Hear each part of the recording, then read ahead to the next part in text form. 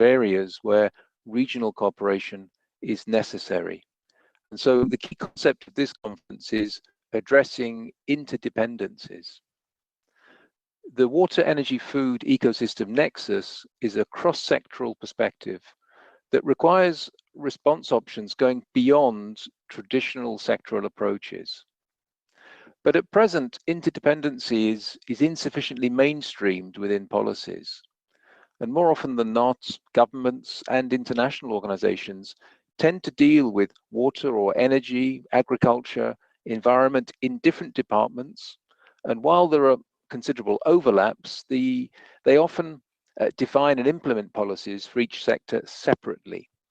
And this weakness tends to impede the development and implementation of policies that are really fit effectively to tackle the challenges that the Mediterranean region faces. And this is why the European Commission's Joint Research Centre has decided to focus on the water, energy, food and ecosystem nexus, because we want to join the dots together and to help policymakers and stakeholders to design governance strategies that bring different and often competing water-dependent sectors to make the best of available resources.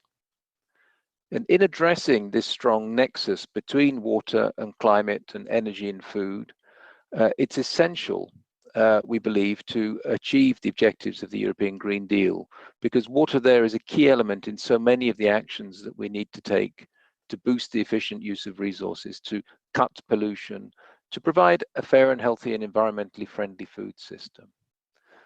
A climate, water, energy, food nexus will therefore help to address these interlinked challenges by exploiting available synergies across all of the policy areas of the European Green Deal.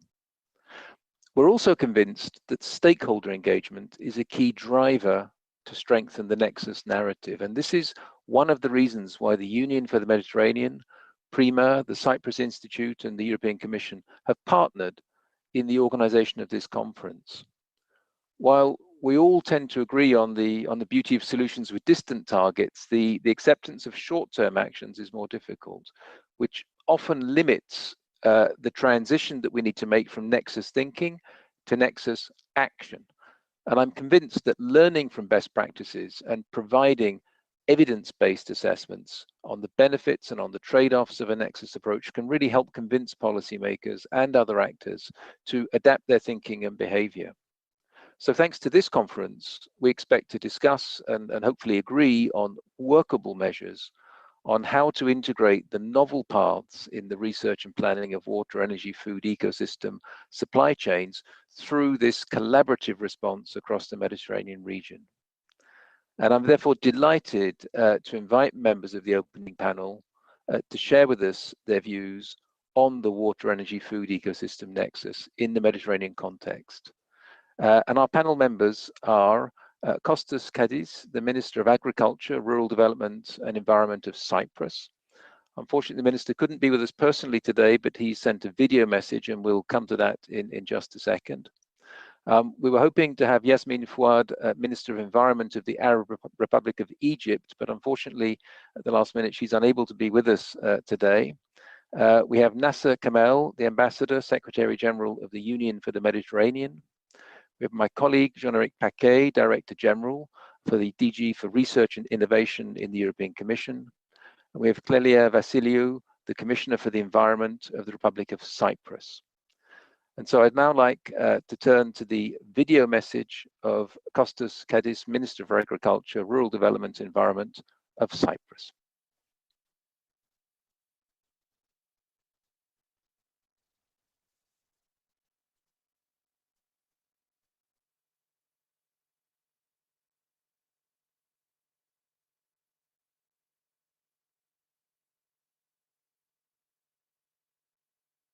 Development Goals and the Paris Agreement on Climate Change highlight the need for policy integration and coherence. This need is reflected in the European Union's Green Deal, which guides us to rethink our policies for energy, industry, production and consumption, food and agriculture. the transition towards a circular economy must be accelerated. A circular economy which recognizes waste as a resource, keeps consumption within the boundaries of our planet, and increases the value placed on protecting and restoring our natural ecosystems. Integration in all policies and across all sectors is a fundamental aspect in all our endeavors to meet our commonly agreed commitments. This necessarily requires realigning policy and decision-making process and significantly strengthening cooperation and coordination between the economy, trade, society, and our environment. The Nexus concept has the potential to provide a holistic approach in addressing the energy, water, and food security in an integrated manner, which recognizes that healthy ecosystems are important for ensuring the sustainability of development solutions. It provides an innovative framework that incorporates the interrelationships, synergies, and trade-offs between water, energy, food, and ecosystem resources and services, and ultimately addressing the effects of climate change. Dear friends, dear colleagues, the future is in our hands. Let's make it sustainable for the generations to come. Thank you.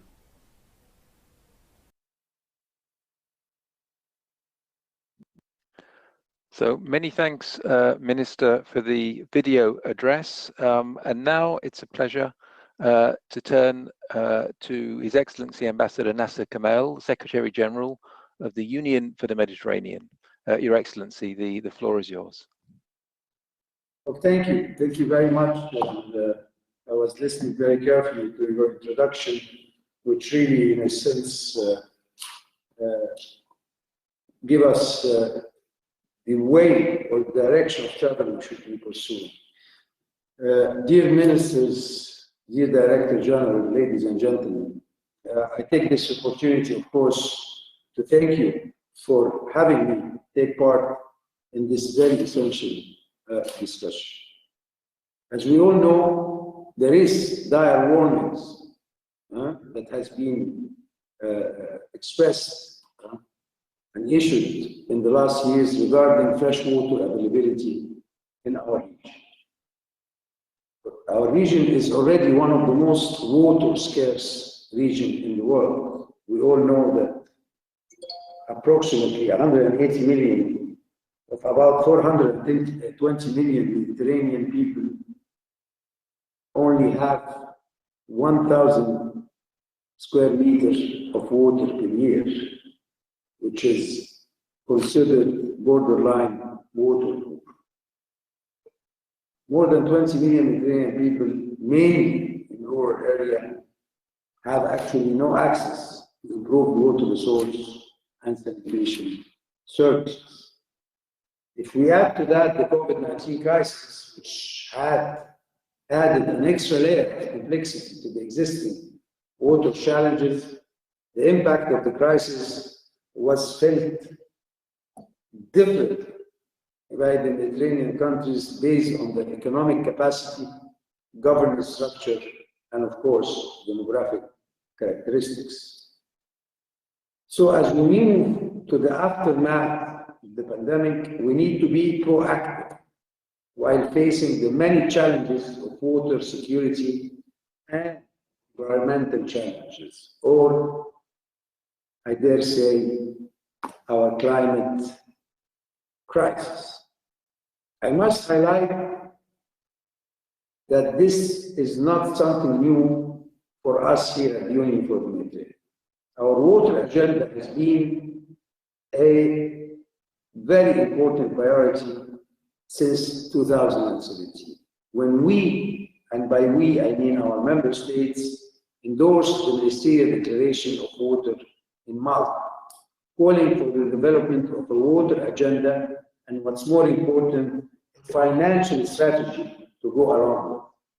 because water finance is one of the most important fields where we have to do better in the next few years. The UFM water agenda did and has helped recognize early the need for a holistic approach to address water and climate challenges in our region, breaking down the siloed approach of working separately on water and move towards thinking and acting across systems. This is exemplified by the UFM focus on the WEFE Nexus, or what we call Water Employment Migration Nexus. So we have been working with our 42 member states to implement the water agenda I referred to, and also foster the exchange of best practices, notably on how to advance solutions to meet water-related socio-economic challenges, promoting climate resilience while assisting women and youth towards job creation. Acting more and faster towards sustainability in the Mediterranean region is urgent, yet the challenge of bringing about change is enormous. For that, we need, as I said before, a proactive approach that will gather together the idea of priorities, resilience, opportunities, adaptive solution, coherence, technology, innovation, vision, and early recovery. The Mediterranean region needs to move forward in all those areas if we hope to stand up to the challenge. And in that sense, the engagement of the international financing partners and the private sector in a combined approach is an essential step. Is prioritizing financial reforms to strengthen markets and institutions, coming back to the whole idea of water finance. Our efforts should also focus on youth engagement and participation in the regional and international arena by enabling the participation in dedicated activity and policy processes. The reinforcement of scientific cooperation in environmental sciences, given the potential regional impact climate change on the region, should be a priority.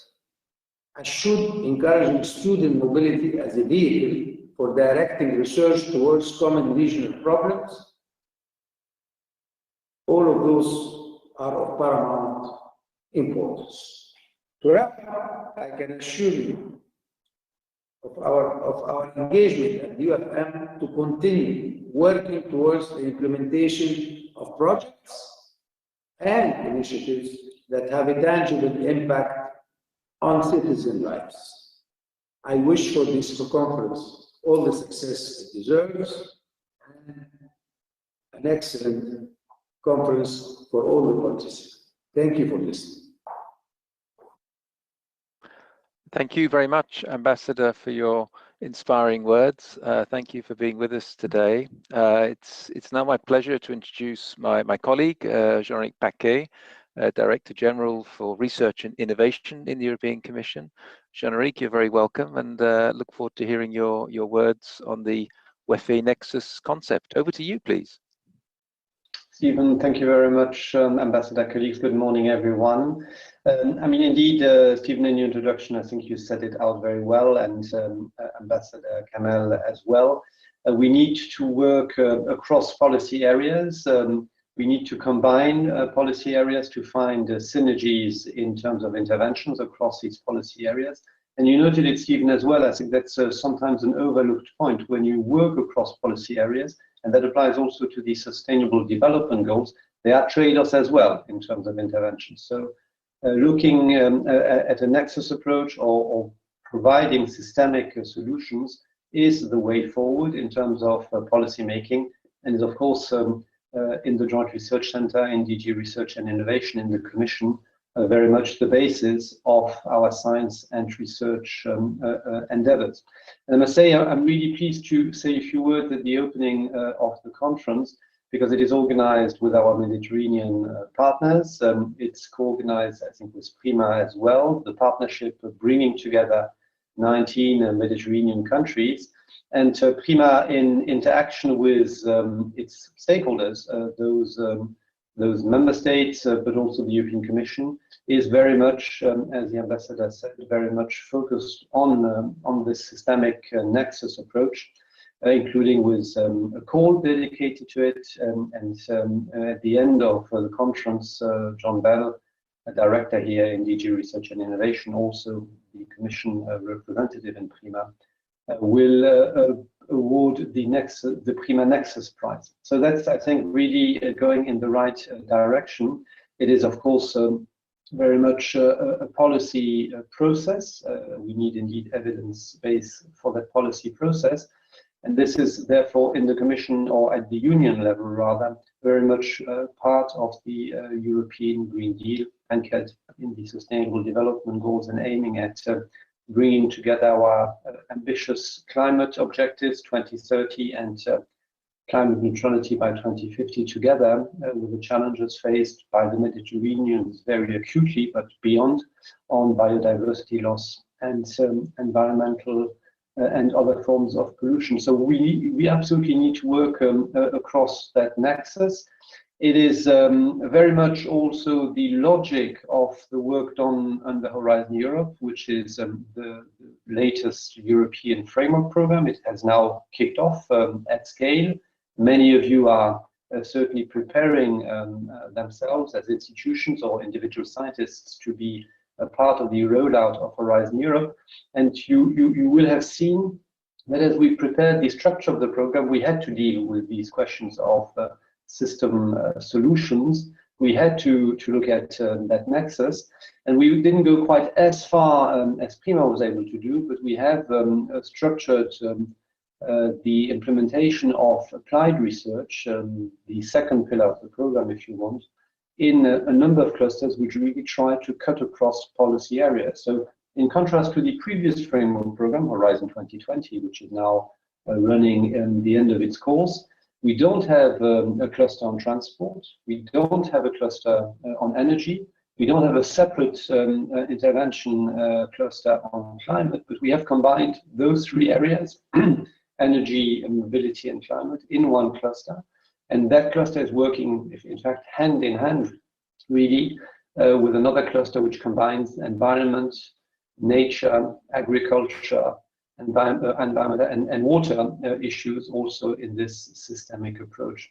So we are trying with that to support those institutions and policymakers which are moving toward these more systemic cross-cutting approaches, also with Horizon Europe.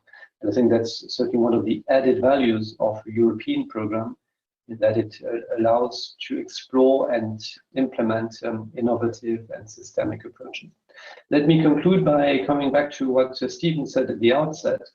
I think research is, of course, key, will provide knowledge to deal with the complexity of these systems approaches. I think that is certainly very, very necessary also in the food, water, energy nexus, which we are discussing today.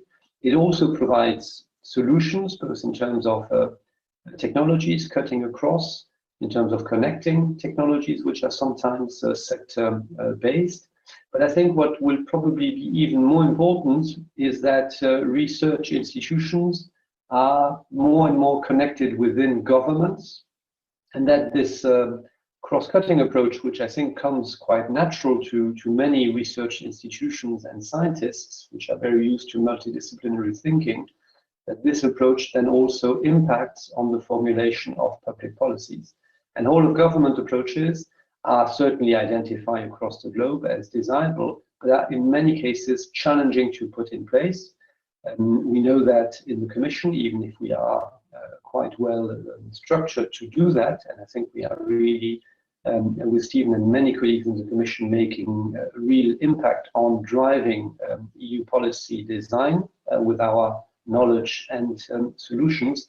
And I think this is really how I would encourage you all as research institutions, universities and scientists to engage also with your administrations so that the impact of your science really feeds into policy design and into solutions in society. Thank you very much, Stephen. Well, thank you very much, Jean-Eric, for being with us and for sharing those thoughts and helping us to situate the work on the WEFE Nexus in the broader picture of Horizon Europe. It's now my pleasure to invite Clelia Vasiliou, the Commissioner for the Environment of the Republic of Cyprus, on stage to share her thoughts. Commissioner, the floor is yours. Good morning. To all of you, I would like to give my sincere congratulations for that conference. It is really crucial, and we're at a point of time that we take no delay.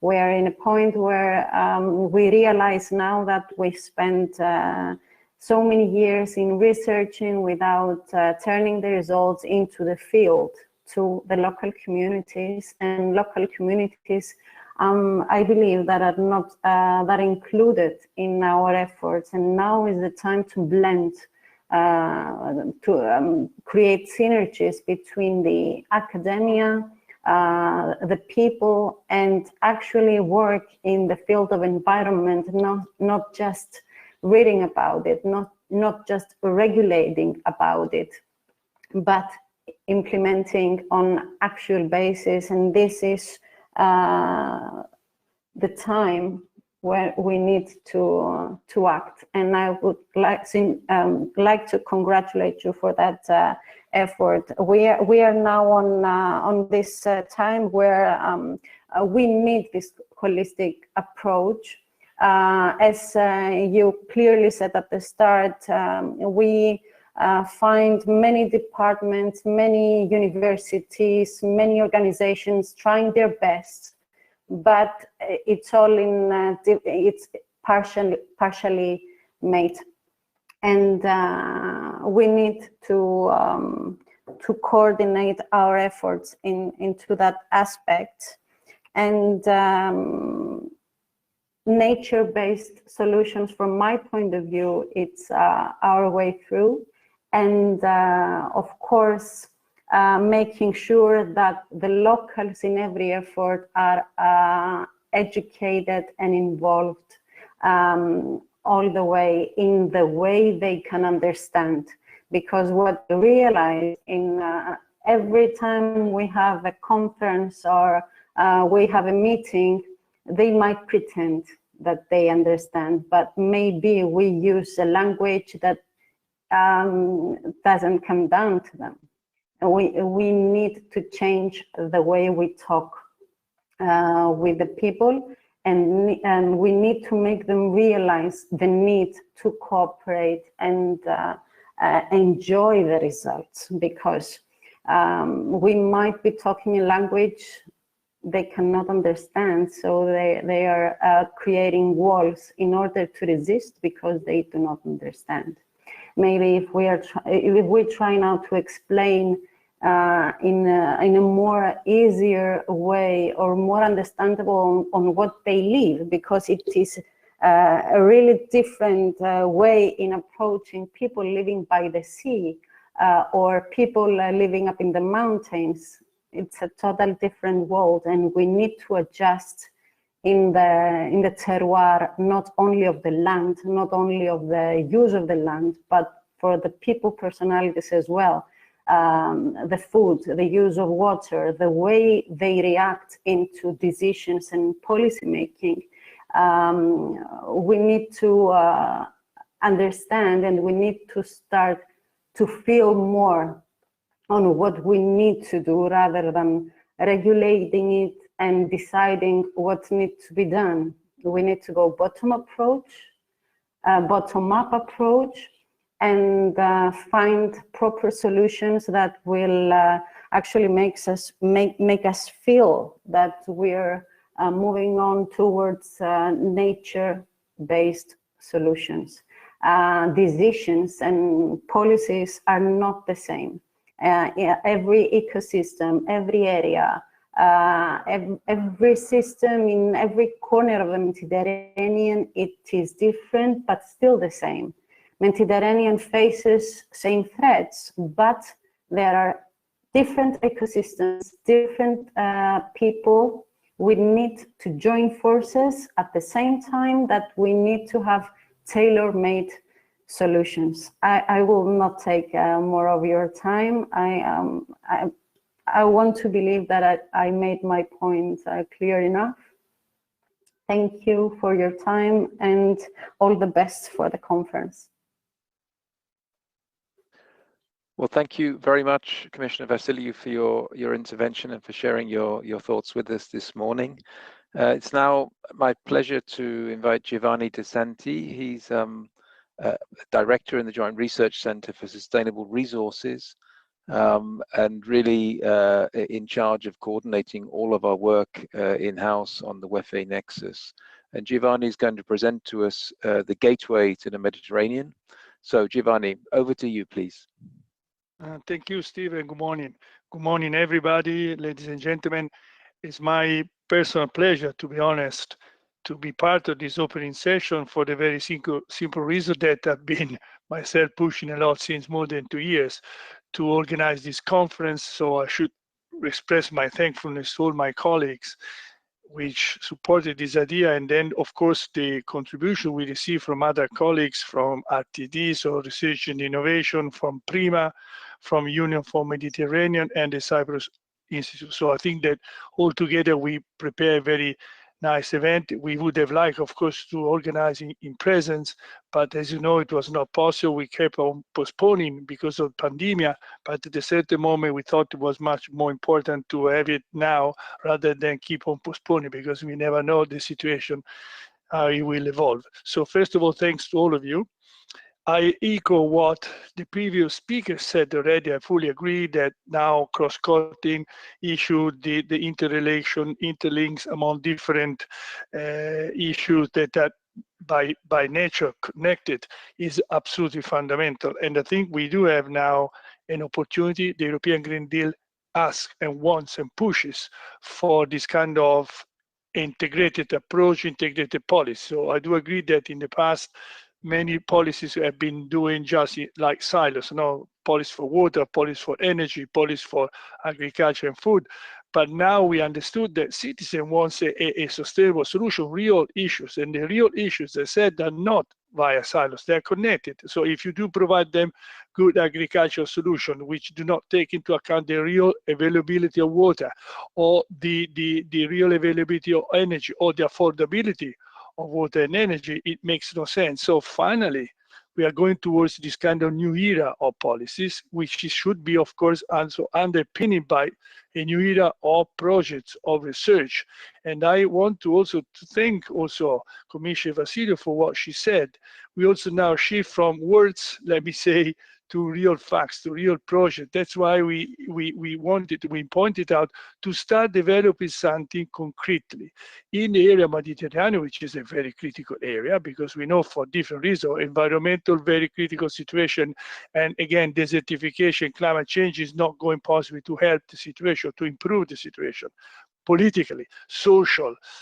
So I think that the Mare Nostrum is going to be a kind of pilot testing project for the rest of this kind of integrated approach. So I'm very happy and very honored to start proposing something which goes to matter and to tackle some serious issue, like the availability to ensure food, water, and energy for all, however respecting the natural boundaries of our Mother Earth.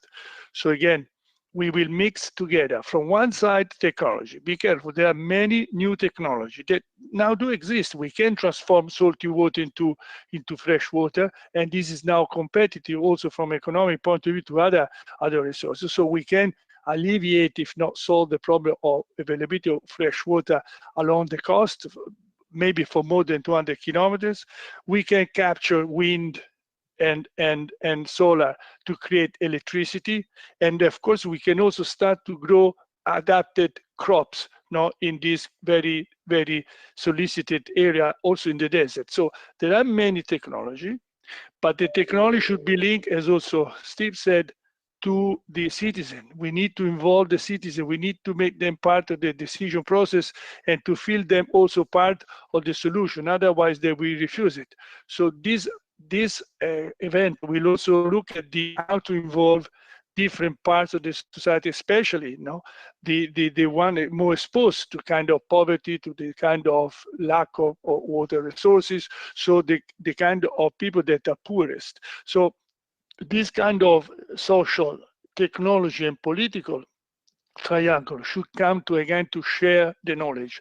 The knowledge should be open, transparent, and available to all possible key decision makers at European level, as I said, the Green Deal, but also at national level, at local level, and regional level. So just to conclude, before I introduce with pleasure this video clip for the gateway on the future to the future of the Mediterranean, I simply want to say that this event was always conceived and should be remain as a kind of bridge among the past and the future for underpinning new wave of policies that have to be integrated. It was already very clearly said. However, with a kind of integrated scientific approach, exchange of data, exchange of information, we will create, as you know, possibly after this meeting, a community of practice. So we start to connect different scientists in different fields to understand how to solve in practice existing problems in this area, which, as I said, is very critical and very difficult. So from one technology to another. So again, the dialogue between science, policy, public, and private sectors, citizens, is absolutely fundamental. So again, I'm very pleased and very honored that we have together this kind of first event, and I hope that there will be many others in the future.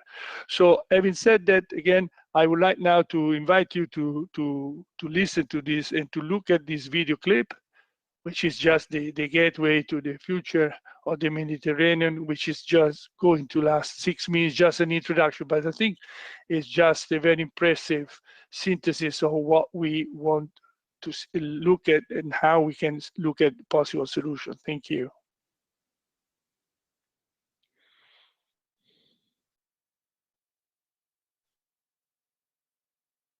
By together, policymakers, practitioners, and scientists, we were able to identify the best practices to be implemented in a collaborative response throughout the Mediterranean. Problems of the 21st century cannot be solved with old solutions, but looking into the past helps us to better understand our future.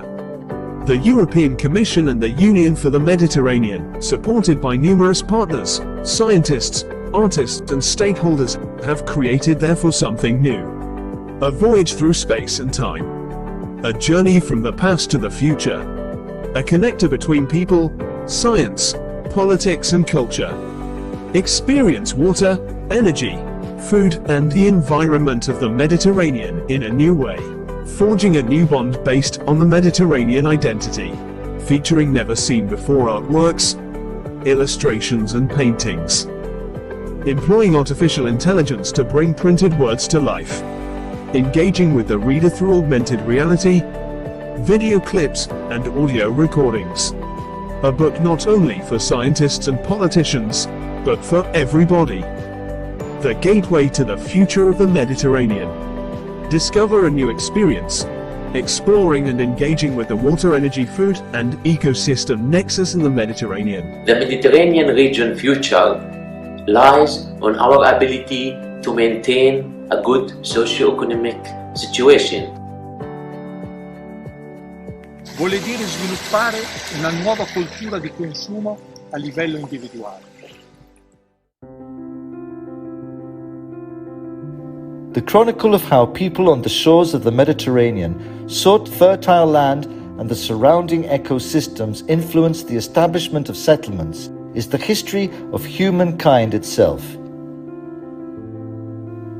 Human interaction with surrounding environmental factors and the technology provided the conditions for the momentous social, religious, economic and political events which have taken place and continue to occur on the shores of what the Romans called our sea. The history of this relationship is also the history of art and culture, the history of conflict, the history of philosophy. It has been the cause of enormous progress and of great failure. But above all, humankind's understanding of the interplay between water, energy, food and the ecosystem constitutes the foundations of a better future if it is capable of comprehending the fascinating lessons that its forefathers and nature itself never ceased to offer. Computer simulations are powerful tools to understand and visualize how much water is available and how this might change in future. Different climate change scenarios and countermeasures are also considered in this process. Η παραγωγή και ο εφοδιασμός τροφής καταναλώνουν πάνω από το 70% του γλυκού νερού και το 30% της ενέργειας παγκοσμίως, ενώ ρυπαίνουν το περιβάλλον και επηρεάζουν τη βιοποικιλότητα. Από την άλλη, μεγάλες ποσότητες νερού χρησιμοποιούνται για την παραγωγή και μεταφορά ενέργειας. Ο όρος Nexus εκφράζει τις αλληλοεξαρτήσεις μεταξύ του νερού, της ενέργειας, της τροφής και των οικοσυστημάτων, οι οποίες είναι συχνά ισχυρές και δεν πρέπει να αγνοούνται, αφού αναδεικνύεται ότι δράσεις ή πολιτικές σε ένα τομέα έχουν συνέπειες σε άλλους τομείς λόγω της ισχυρής διασύνδεσής τους.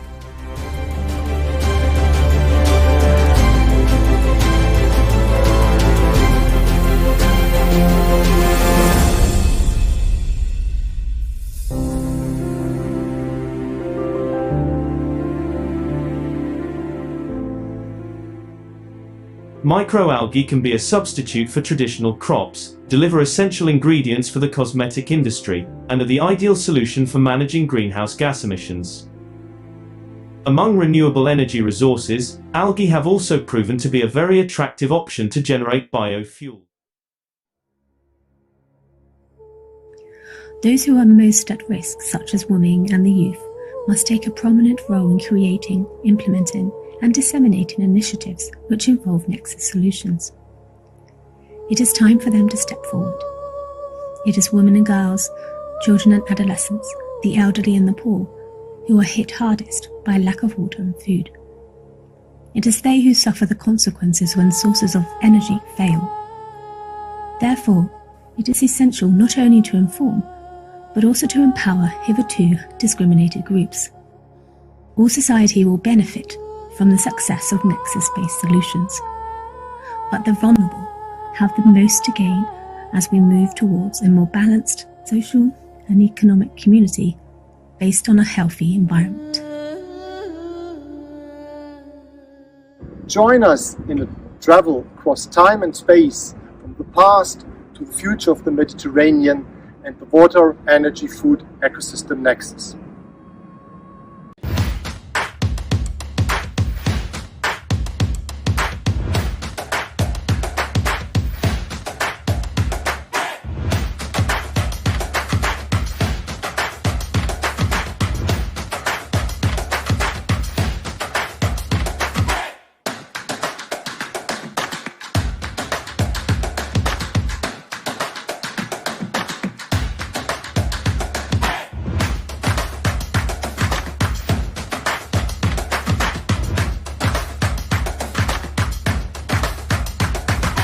This book gathers our shared vision on the way to proceed from science to practice and to obtain tangible positive results in the WEFE Nexus approach in our region.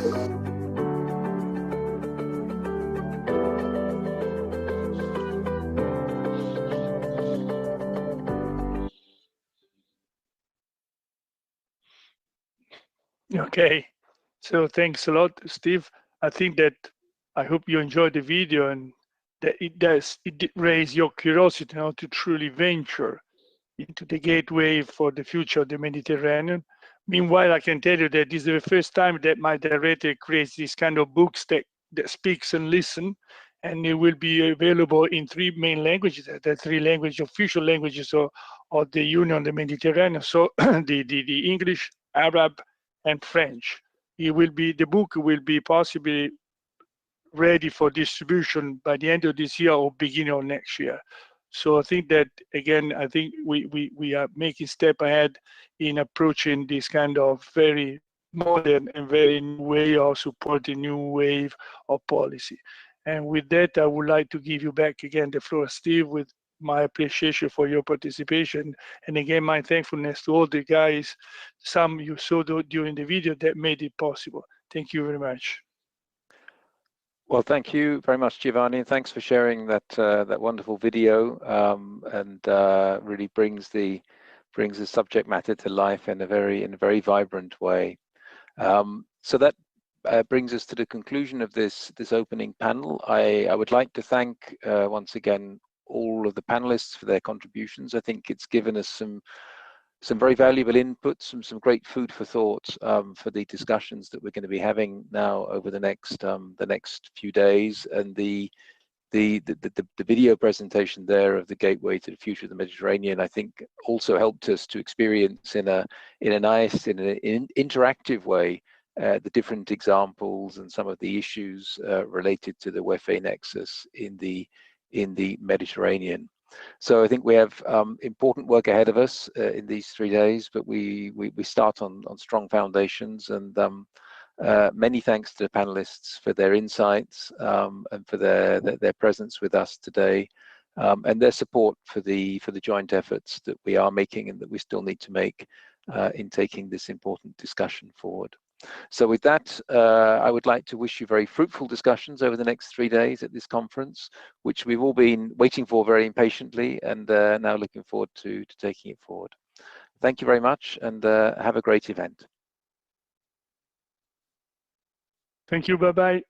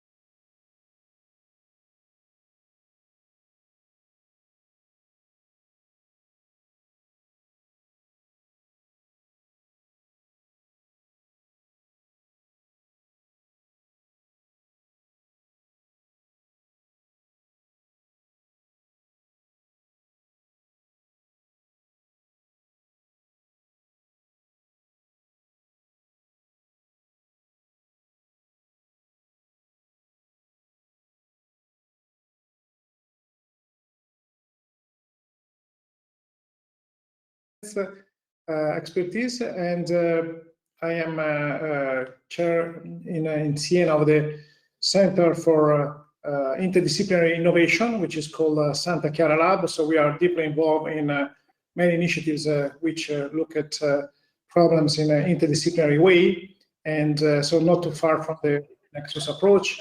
And we need to have this interdisciplinary approach because today everything is connected. And also 17 initiatives, last time I checked. Is that 17 and counting? Sorry? 17 initiatives? I think that's what I read. Is that right? No, there are many initiatives. I don't know the number, but they're related to the 17 SDGs. Maybe this is the link with the number 17. And also we are part of the SDSN network, and I'm sure Hannes knows it because he's I saw in Systemic where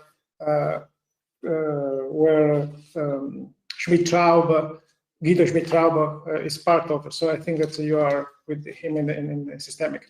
So we are deeply involved in projects with sustainable development, and PRIMA is a major initiative, and I'm very pleased of the support that the Commission is giving us, and Pavel is expertise and professionalism is a strong support for this major initiative, which is called PRIMA. Now you work in research and innovation on especially water availability and sustainable agriculture, is that right?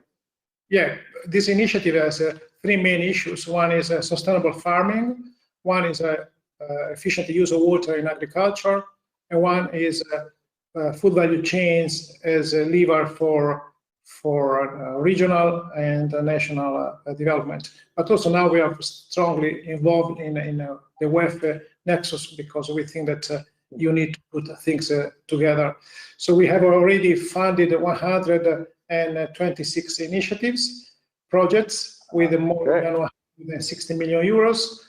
We have 1,000 research innovation teams around the Mediterranean. So it's a major initiative, not only in terms of research innovation, but also in terms of scientific diplomacy, which is very relevant nowadays in this part of the world. And now, as I said, we want to put more money, more energy on the Nexus approach. Okay. I understand that Isidro González Afonso is now connected with us from the Union for the Mediterranean, UFM. Isidro, I'm told I'm asked to ask you if you can connect your camera. Is that possible? And while you're doing that, let's have Pavel Misiga. Can you introduce yourself, please? Yes, thank you, Chris. I think I can say that I am a walking nexus, in fact, because I have background in natural science, in economics, and also political science. And I used to be a researcher, but later I worked for the government in my home country, Slovakia. And as Janez was involved in accession negotiation, I was also involved. I was responsible for chapter environment. So I negotiated the access of my country in this area. And later I joined the Commission, and for 15 years I worked in the policy DG in DG Environment, also under the term of Janez. When Janez introduced actually the concept of circular economy, I was a head of unit for circular economy. Later I was head of the water unit. And about 5 years ago, I moved to DG RTD. So I work on the same issues, but more from knowledge and science perspective. But we try to bring these two activities in the Commission together, so policy making and knowledge generation, because one cannot live without others. So on one side, we want to bring some directionality to research and innovation, and bring knowledge to policy making. So that's my mission. That's my interest. Oh, good segue then over to Stefano Dotto, who is DG Neighborhood and Enlargement Negotiations. You're dealing with these other countries who would like to join or that we have relations with. And if you could introduce yourself. Thank you, Chris. Well, like the previous speakers, I was an economist. Well, actually, I still am an economist, but I've just seen that economy is not only about making money. There are so many more values about economy. I've been in the Commission for a long time in DigiNear. I've been chapter desk for a number of chapters relating to the internal market, nothing to do with environment and climate until 5 or 6 years ago. And then I joined this part of DigiNear, where I'm in charge of regional projects on connectivity and environment, where we design, where we make the link between the political aspects of Green Deal and wider sustainability projects, down to designing and actually implementing the projects themselves. So I have the chance to follow the entire chain. And frankly, I think that my background of economist is helping me a lot to see that, in fact, there should be no difference between sustainable economy and economy. Economy should only be thought in terms of long-term sustainability. Let's get a start now then. My name is Chris Burns. I'm talking to you from the European Parliament here on this 2021 WEFE Nexus Science Advances Conference. We're addressing interdependencies between water, energy, food, and ecosystems. And we are going to be talking with a high-level panel right now. You kind of got to know them just now. And also keep in mind that if you miss any of this, you can watch it back on YouTube later. So feel free on, also send in your questions. You can send them on all 3 platforms, the GoToWebinar, Facebook, and YouTube. And keep in mind the hashtag WEFE Nexus. WEFE Nexus. If you heard a good soundbite or if you have a good comment to make from this, hopefully we'll have a lively discussion to talk about this. A very interesting meeting of the minds. This is almost like a workshop roundtable even. It is high level, but we also have so many pieces of this puzzle that have to be put together for WEFE Nexus to work. Nexus of meeting of minds, and that's what we're doing right now. So for the next hour and 15 minutes, we're going to be doing this. I would like to begin with a keynote by Janis Potočnik, UNEP International Resource Panel. You're also ex-EU Commissioner, Science and Research. Janis, please tell us about those overarching and Mediterranean-specific resource use challenges. Thank you, Chris. Dear friends, it's a real pleasure to be with you today for the WEFE Nexus conference on the water, energy, food ecosystems nexus in the Mediterranean. It is in particular the pleasure to participate due to the active involvement also of the Cyprus Institute, to which I'm closely connected. I'm honored to be delivering this keynote on resource perspectives of the Mediterranean. Policy making can lead to effective and sustainable management of the region's natural resources. I'll first give some global context, then discuss Mediterranean natural resource use, and finally address the need for science and policy to work together to develop these systemic solutions. Before I speak on these important topics, let me just briefly introduce the International Resource Panel, shortly IRP. I co-chair the IRP with Isabella Teixeira. She is a former Brazilian Minister for Environment.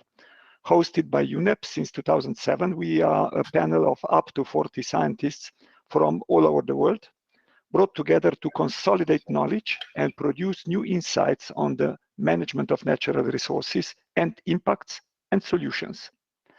IRP is guided by the steering committee of around 35 countries, country government representatives around the world, and European Commission. It's a UN-based sister organization to IPCC, which you probably know better, and IPBES. I will first focus on the global picture, as mentioned, the common challenges faced by all of us, and then going to the challenges and opportunities linked to the Mediterranean. We are currently facing a triple planetary crisis on an unprecedented level. Climate change, biodiversity loss, and pollution are no longer issues of the future. We are seeing their impacts already very clearly, human activity has already warmed the climate by an average of 1 degree Celsius, and we are experiencing the devastating consequences already. During the most recent summer, extreme floods claimed hundreds of lives in multiple global regions. Uncontrolled wildfires destroyed entire towns. The triple planetary crisis is making instability the norm. And we know that all these aspects of the triple crisis share common origins: human activity and the unsustainable use of natural resources. Extraction of fossil fuels, metals, minerals, and biomass, and the use of land and water. IRP data shows that extraction and processing of natural resources drives 50% of global climate change, mainly via the production of fossil fuel products, biomass, steel, and cement. They also cause 90% of global land-related biodiversity loss and water stress, mainly due to agriculture, timber production, or ocean resource use. And natural resource industries, such as steel and coal, are also behind 1/3 of global air pollution, as well as water and land pollution. And trends are moving in the wrong direction. IRP data shows that if we do not take transformative measures, resource needs will double by 2060, causing annual carbon emissions to increase by a further 40%. What do these resource challenges look like in the Mediterranean? The topic of this conference summarizes this well. Challenges at the agri, food, water, ecosystem nexus. And I should point you towards the recent joint report from UNEP, Mediterranean Action Plan, and Planet Blue on state of the environment and development in Mediterranean. It really gives a very powerful overview of the issues. To start with agri-food. The Mediterranean has a large agricultural production deficit, being unable to produce enough agricultural and food products for its own consumption, highly dependent on international trade and imports of agricultural products. This means sensitivity to the volatility of international prices. To illustrate, Mediterranean countries account for 1/3 of the world's cereal imports for just 7% of world population. Yet, agriculture as a sector is so important for the livelihoods. For example, in Albania, agriculture makes up to 40% of national employment. Of course, the agriculture production deficit is deeply interconnected to resource challenges, to the land and water availability. In the Mediterranean region, the area of arable production land per capita fell by an average of 40% in the last 60 years. That's more than double the average of middle-income countries globally. In part, this is due to soil degradation caused by land use intensification and pollution. I'm talking about farming techniques and pollution from industrial and urban areas. In fact, Mediterranean fertilizer and pesticide use is double the global average. Soil degradation can lead to permanent loss of vegetation cover, with disastrous consequences for biodiversity and ecosystem services, and of course also for the agriculture itself. As well as the important terrestrial ecosystems at risk from soil degradation, coastal wetlands also provide crucial ecosystem services. We all rely on their water purification and provision, flood and drought mitigation. And the Mediterranean is a hotspot for marine biodiversity not found anywhere else on Earth. But due to infrastructure development and pollution, these ecosystems continue to decline. Let me briefly talk also about water, a really significant challenge for the region. Of course, it's not one situation for everyone. Water is not evenly distributed. Some northern countries are in relative water security, but over 10% of the population live in countries facing absolute water scarcity. Despite low availability, there's a high water footprint, which exceeds the global average, and it is linked to low water efficiency and to high levels of food waste. more water it's abstracted than is available, which means that the Mediterranean is one of the most active desalination regions in the world. This creates its own environmental problems. Desalination plants emit significant pollution to marine ecosystems, which causes fish to migrate away. Of course, this worsens other issues. Fishing generates hundreds of thousands of jobs in the region, so desalination really puts livelihoods at risk. While I'm speaking of fisheries, I must point out that unsustainable resource use and poor governance also put ecosystems and future livelihoods at risk. Almost 4/5 of Mediterranean Black Sea fish stocks are overfished.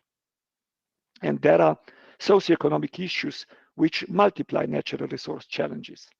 Tourism brings wealth, but comes with additional pressures. And the region is a migration hotspot. As we speak, IRP is generating a report on the relationship between migration and natural resources. And I hope it will be of use also to Mediterranean policymakers. No doubt, serious challenges exist, but we take hope from the region's major opportunities. Firstly, there are some very encouraging developments in renewable energy production. The contribution of renewables to electricity production has increased massively in the last 3 decades. And there is a huge potential for the southern Mediterranean in particular to increase its wind and solar energy. And secondly, citizens in Mediterranean countries really care about their environment. Survey data has shown that people here have higher concern than the EU average about the impact of environmental issues on their daily lives. The Mediterranean leaders can take stock of the existing high support for environmental legislation and high support for more investment in solutions. This is so important. It is often assumed that environmental action from countries' leaders will cause backlash from the electorate, but we have clear evidence this is not the case. This leads me to the solutions. We have seen from interactions between the challenges that solutions need to take the whole system approach. Desalination, a solution to low water availability, causes fresh problems for the marine environment. We need to look for solutions which avoid trade-offs and maximize shared benefits. For example, construction with high-quality green materials will not lead to truly green cities if urban sprawl development continues, if cities are not built and reorganized with sustainable space functioning in mind. And we can reduce emissions through electrifying mobility, but if individual vehicle ownership does not change, then resource use impacts will continue to increase. Thinking of systemic solutions, this is where huge potential for the interaction between science and policy can and should really bear fruit. Let me highlight some of the IRP's work ready to use resource management solutions for the triple crisis using the example of climate. Last December, we published our report, Resource Efficiency for Climate Change, a topic very much in line with your recent working paper. We focused on housing and mobility, two systems where changing patterns of utilization as well as making the material use embedded in their production circular could make a considerable contribution to reducing emissions. In housing, building residential space to be used more intensively could have a huge impact. In the world's richest countries, material efficiency strategies like reduced floor space and use of recycled building materials could reduce building life cycle emissions by over 1/3 in the next decades. And in mobility, the way we utilize vehicles can also make a big difference. Ride sharing, car sharing reduce the number of vehicles needed to meet the travel demand. Fewer vehicles, less environmental damaging impact from resource use embedded in production. That is the kind of evidence which points to the need to change our socially embedded expectations about use of the resources and space.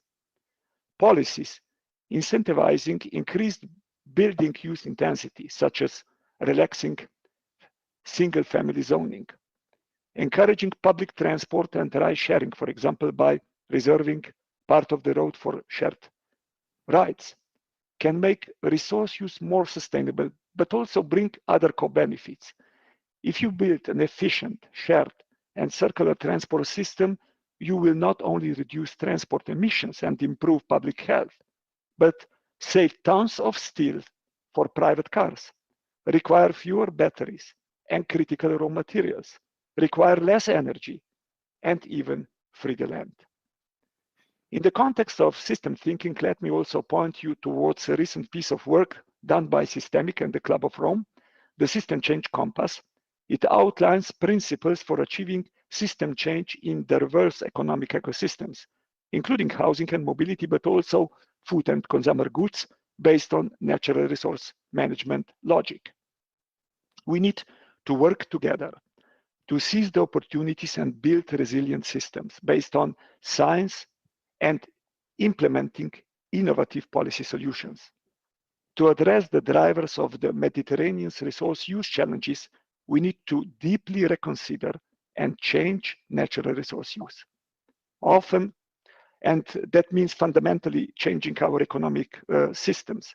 Often, it is economic incentives which drive our production and consumption patterns. And currently, our economic systems see humanity as being external to nature and incentivize its destruction, actually. The Dasgupta review, published earlier this year, highlights the failure of contemporary economics to acknowledge that we are embedded and not external to nature, and encourages us to act accordingly.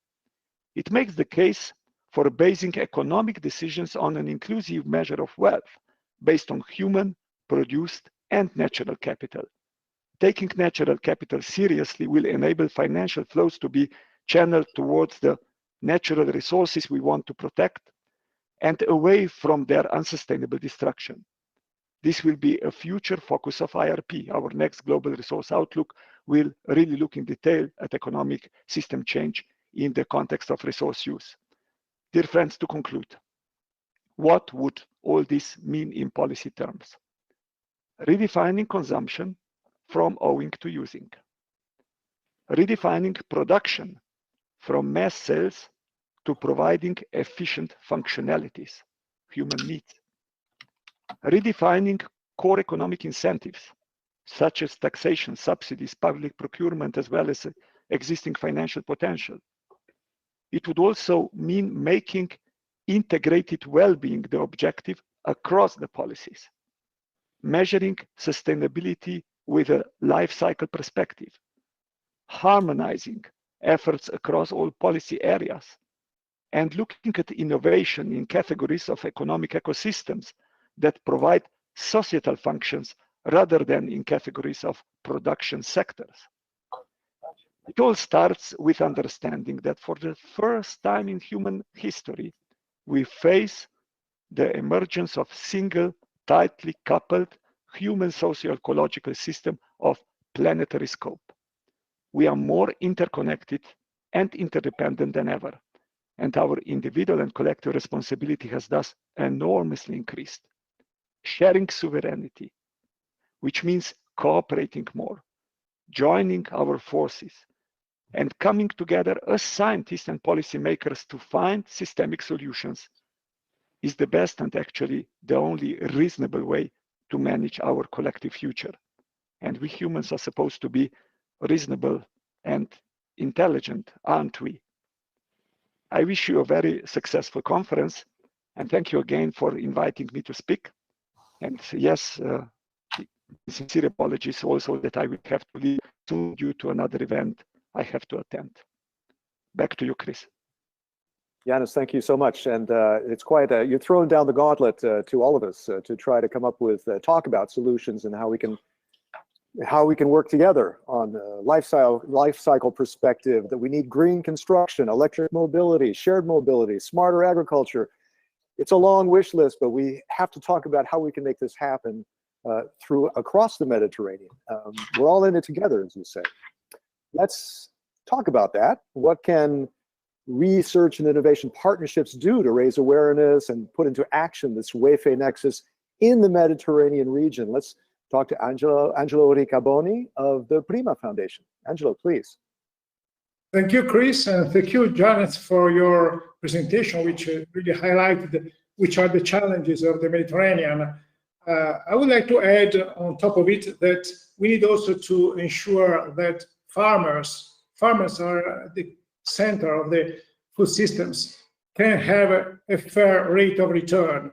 We need also to ensure that those who work in the ground have a social position, have a social fair return, because otherwise it is very difficult to continue with our Mediterranean food system and to make it sustainable. So in this context, as you said, we need an approach which overcomes silos. So the WEFE approach, which means water, energy, food, ecosystem, is badly needed.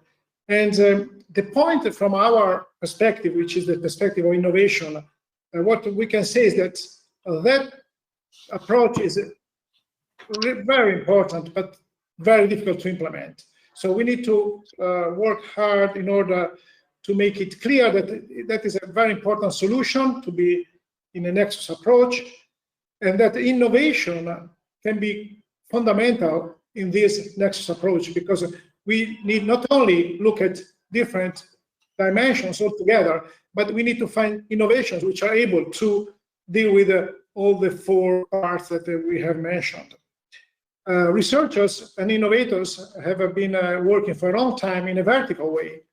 A lot of specialization, a lot of focus on single topics. Now we need to have a broader perspective, and we need to see things in a different way.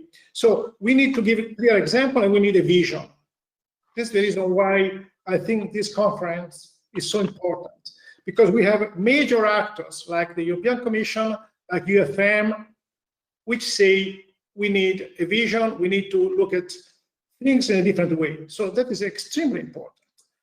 Secondly, we need a different way of governing processes. So in terms of governance, we need a multi-stakeholder approach, and that is something which has been highlighted also at the Food System Summit in New York. So we need to look at these things in a multi-stakeholder perspective. Third, we need to promote good results. We need to show that there are good cases where these things have happened and they brought interesting consequences. So we need to collect, valorize, highlight good practices of a WEFE approach.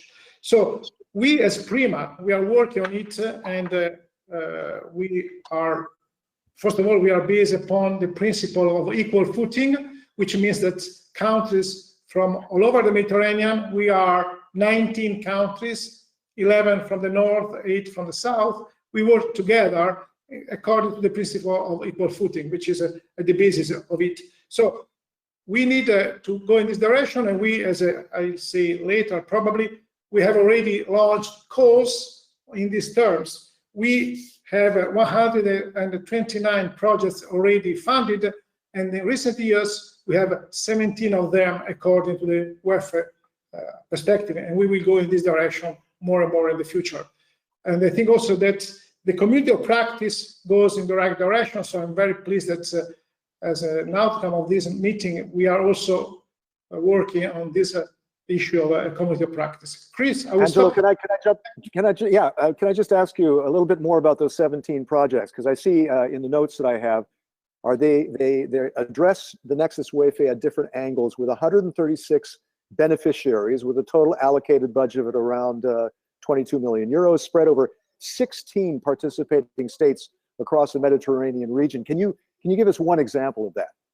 Yeah, I mean, we have these projects which are focused on that. There's one called, for instance, Awesome. Researchers always find very bizarre names for their projects. One is called Awesome, and is about an analytical platform which is monitoring interdependencies among sectors, and also it is promoting and adopting an integrated approach. And in particular, this is focus on solar power hydroponics, trying to demonstrate different solutions in terms of use of water, energy in agriculture, maximizing the productivity of a unit of water. So this is a clear example of putting together water, energy, and food, because we are talking about solar power hydroponics and aquaponics. Another one is called WEFE Nexus, and this is about the capacity building tool. They are trying to co-design Nexus initiatives among different countries. There's another one called Lances, which is about food security and ecosystem. So there's a strong interest in this Nexus approach, and we are going in the right direction, I think. Let's hear a little bit more on this from Isidro González Afonso. Welcome, Isidro. Buenos días. Union for the Mediterranean, Deputy Secretary General for Water and Energy at UFM. I might remind people that UFM represents 42 member countries from Europe and the Mediterranean Basin. That's the 27 EU member states plus 15 Mediterranean partner countries. Let's pick up a little bit where Angelo left off there. I think you can probably add to the mix here, and talking about solutions. There's one thing that I think is interesting. You said there's a need for a unified knowledge platform. Is that right? Yes. Good morning. Sorry, I had some connection problems at the beginning with my tablet, so I couldn't join you before. Yes. Okay. Yeah. I mean, as Angelo said, good morning to Angelo and to the rest of my friends there. Well, we are at the Union for the Mediterranean. We are, and you also said that, Chris, we are 42 member countries, 27 European Union member countries, and then 15 from the Mediterranean region, including even Mauritania, which is not very Mediterranean, but it is our member. And there we are trying to coordinate, because if we don't work together, the outcomes, the results are not satisfactory at all. And in the field we are discussing today in this very timely conference, we need to stress that until now the intersections between climate and water, energy, and food have not been clearly presented, but they are more and more relevant. This interlinkage between water, energy, agriculture, and natural ecosystems is very obvious, and we are working on that. We are launching even a report with the help of MEDIC, the institution MEDIC, a thematic report that will be prepared for the end of this year and next year, 22, and which will be focused on the climate, water, energy, food ecosystems nexus. This report, this is an example of the activities we are doing, will also address the transfer and integration of nexus-related knowledge into national, regional, and transboundary policy making by defining specific policy issues, mainly related to water, extreme events, floods, droughts. We have seen many of them this summer. Water scarcity, pollution, and food and energy security.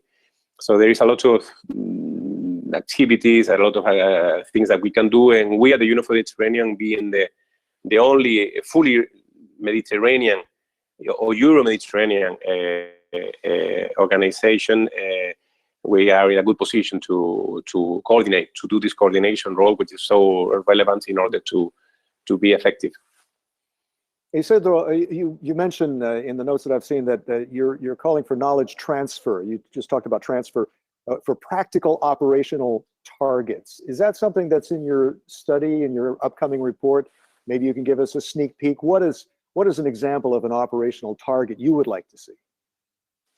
Well, we like to, overall, we would like to see that the citizens, people on the ground, they feel the results, and if we do a report, it's not only to shelve it, put it in a nice library, but to be effective. We would like to propose, to suggest, to invite other institutions to go to implement different projects to change people's life.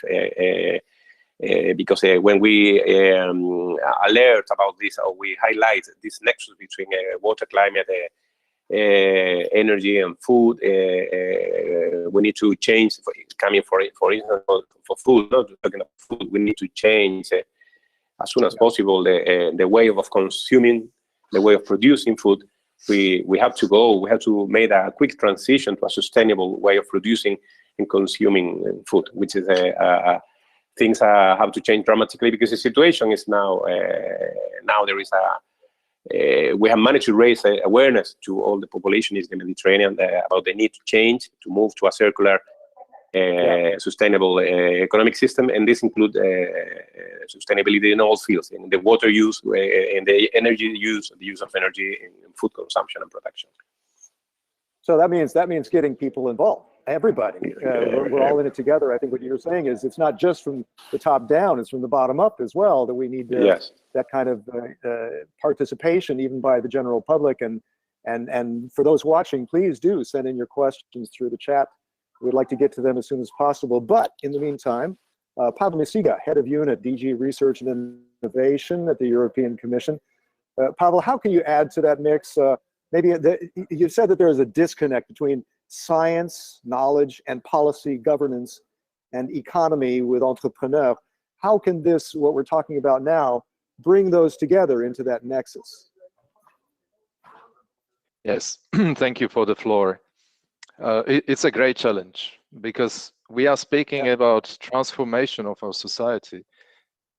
Very deeply rooted way of producing, consuming, behaving, etc. So it is not a trivial task. This is it's actually very difficult. But we have certain vision of the transformation towards sustainability, and I believe that what is needed is a lot of experimentation and innovation. This transformation is essentially an innovation process, and we need experiments. We need experiments that involve all relevant stakeholders.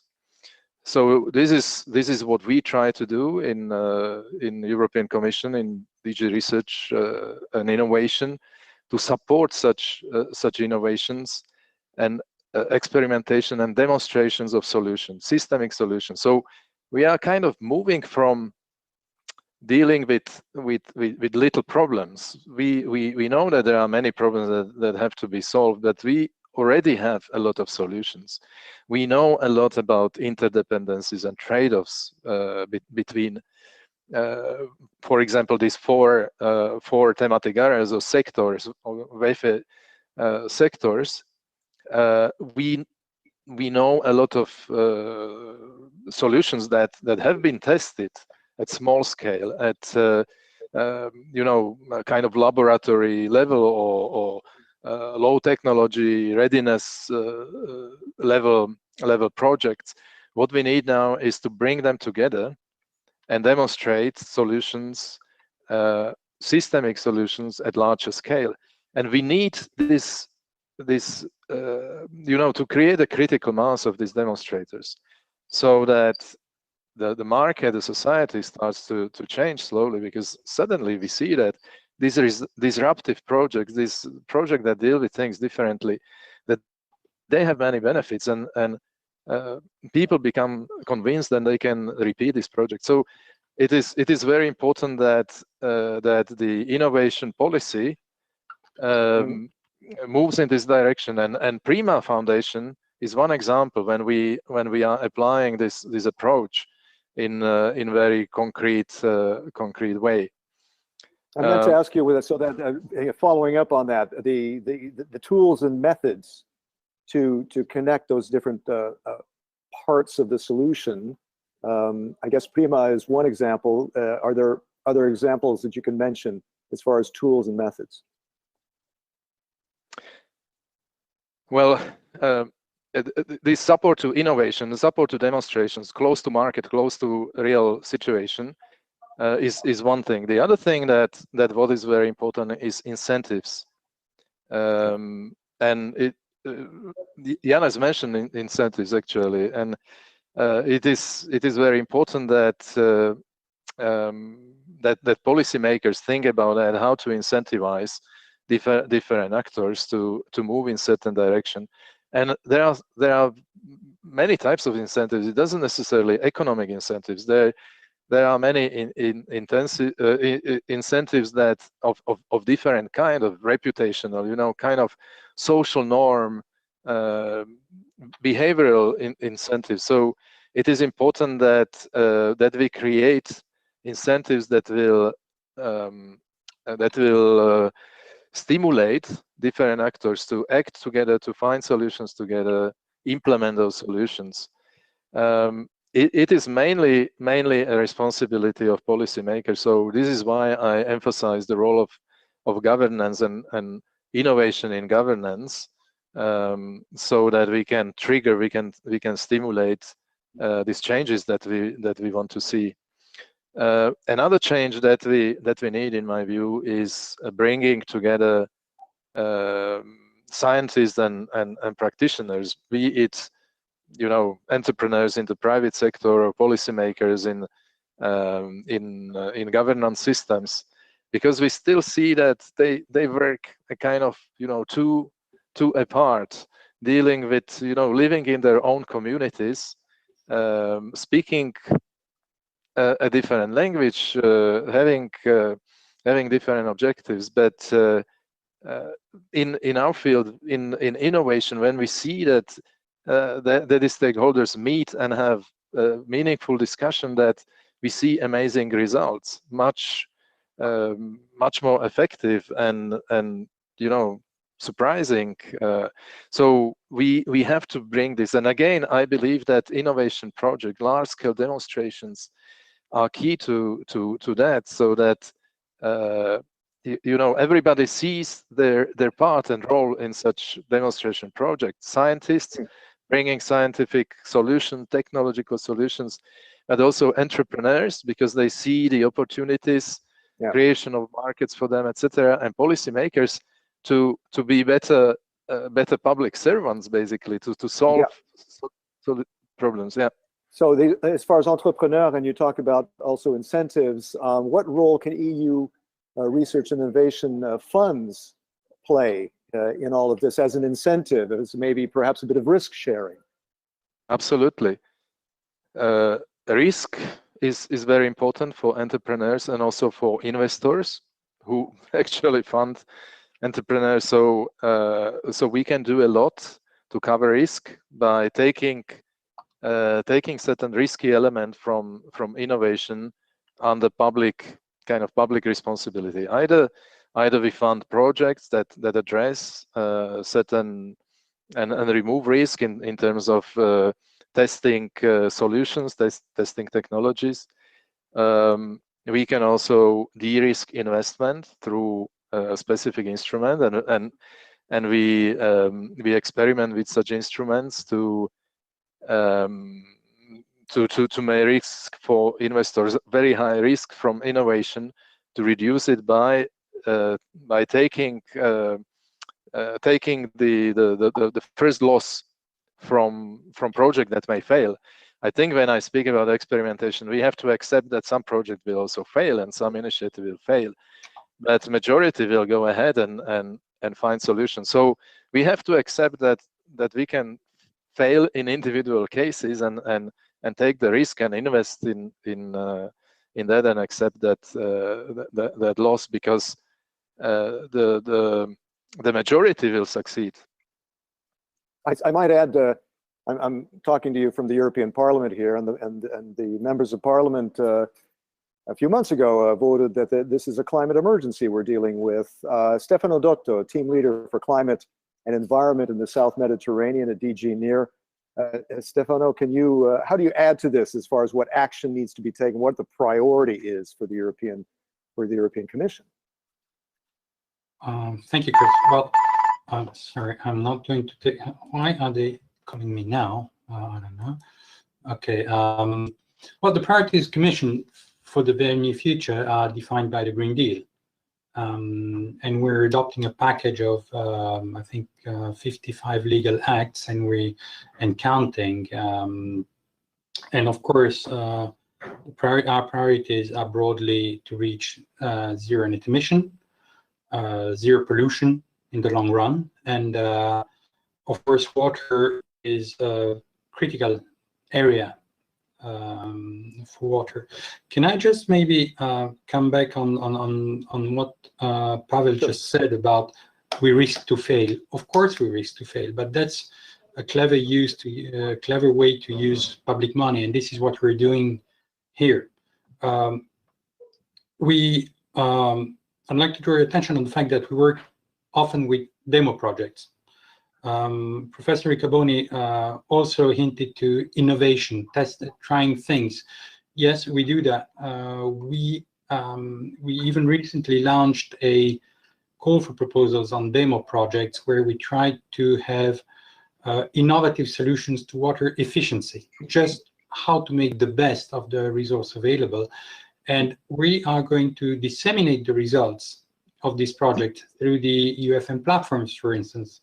So, of course, some projects may fail, but it doesn't mean that we've lost our money, because we learned from the failures to start with. Yeah. And in the initial phase, certain innovations cost an awful amount of money, but when you scale them up, when you transfer them to other beneficiaries in similar conditions, then you really get a very, very big return on what I call the investment, not the expenditure. And in particular on the efficient resource, on the efficient use of resources. I think that Commissioner Potocnik, who inspired the switch project at the time on circular economy, we're implementing the SwitchMed project in the Mediterranean region, and there I've witnessed personally in a business very water intensive in the textile sector, well, they were saving 90% of the water. That's amazing. Yeah, that is amazing. It's and not only just the water that was consumed was then recycled internally and then cleaned and possibly put back in the system. So, and these are the projects that we try to disseminate and to showcase. Yeah. Right. Excellent. Stefano, thank you. I want to get quickly to Yanis, because Yanis, I know you have to leave in like about 8 minutes. I hope if that's a hard leave, then we got to get to you very quickly now. You want to add to that before I have a question from the audience, but I want to give you a chance to maybe comment on what's been said up to now, especially what Stefano said in reference to you. No, I think many good points were raised. I would in particular like to point on the question of incentives, because as long as we live in market economies, you know, producers and consumers are actually led by incentives. Yeah. And if I simplify a bit the story, then one can conclude that productive capital it's overvalued and over-rewarded, human capital is undervalued and under-rewarded, and natural capital, unfortunately, in many cases, is not valued at all. Which, of course, will never lead to socio-environmental economic balance if we do not really correct those incentives. But if we start correcting the incentives, if we start valuing natural capital, if we start more sincerely implementing polluter pays principle, that would definitely mean also some price increases. So a more realistic price on carbon, for instance. Exactly. Right? Yeah, exactly. Yeah. But of course, this will be unfortunately affordability of many would even worsen. That's why I firmly believe that everything we are talking about, it's actually deeply connected also with the transformation, which doesn't go only in environmental area, but also in the social area. So the things are interconnected. And while we talk about the nexus, I don't know, in WEFE context, nexus in the governance context, we have to talk also about the nexus when we combine, sorry, economic, social, and environmental solutions. I think it will simply not fly without taking everything simultaneously into account and trying to solve those issues in a proper way.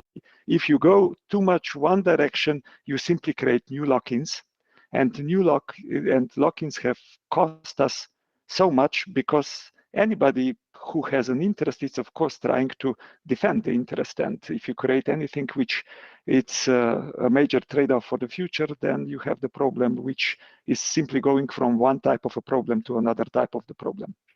Yanis, before you leave, because we have what now, about 5 minutes left with you. Here's a question from the audience, and please do, all of you watching, please do send in more through the chat. So to Mr. Potočnik from Ad-Duru, if I understand correctly, you are not in favor of desalination in the Mediterranean because of the effects of the brine to sea ecology. What alternatives do you see in face of reduced water availability in the Mediterranean to keep up with the demands? This is a question from Ad-Duru, WEFE Nexus leader, JRC. Why we would not start from the demands and go the other way and try to first discuss what can we do to limit the demand? Is the demand maybe the problem and not the supply? So I'm aware that not everything can be dealt without also some of the solutions which have environmental consequences. That's clear.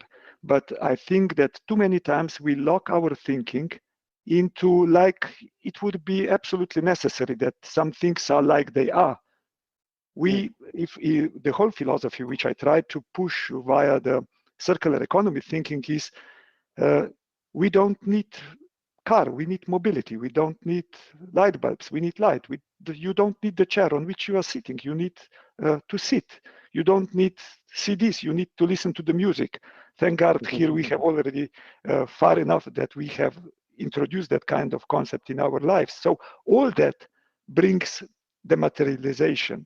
And this rethinking of the ownership behind, it's an important point. Why I consider that so important? If you are selling, if a producer is selling me the light bulb, the profit it's the many of the light bulbs he's selling to me. If he or she would be selling me the light bulbs are becoming his cost, which means that you incentivize producer to save the natural, to save the resources. You can revert the economic systems in a way that the consumer doesn't have less, but that actually you incentivize producers using less natural resources. And I think we need basically, as Paul rightly said, we need innovation also in innovation. Okay, please, everyone watching, send in your questions through the chat. Here's another one. To you, Yanis, because I know you have to leave in a couple of minutes. How could governance help address the issues? How to identify and implement more suitable governance models? Yeah, I think that, of course, using all the levels of governance, it's essential. But I think what is fundamentally important to understand is that we are the first generation ever on this planet which is living in socio-ecological space of planetary scope. First, if somebody doesn't understand that, then I hope that the COVID has wakened them up. But the climate, COVID, internet, trade, traveling, everything is basically last generation. And that it's, of course, implicitly saying that we are together, first time tasked to manage the planet, which means sharing sovereignty, it's an important part of owing sovereignty, because that's the way how we can actually get to the results and address the challenges which we need to resolve.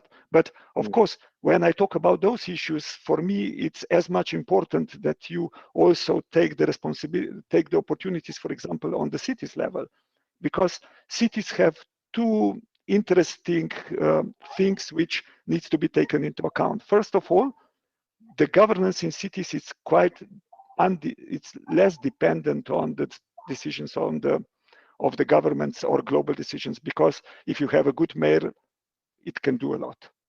And that can be perfectly used. And the second is that the cities are where basically the problems concentrate and where the solutions are also concentrating. So on all those governance levels, I think you need to start to understand that cooperating better and using all the opportunities is necessity.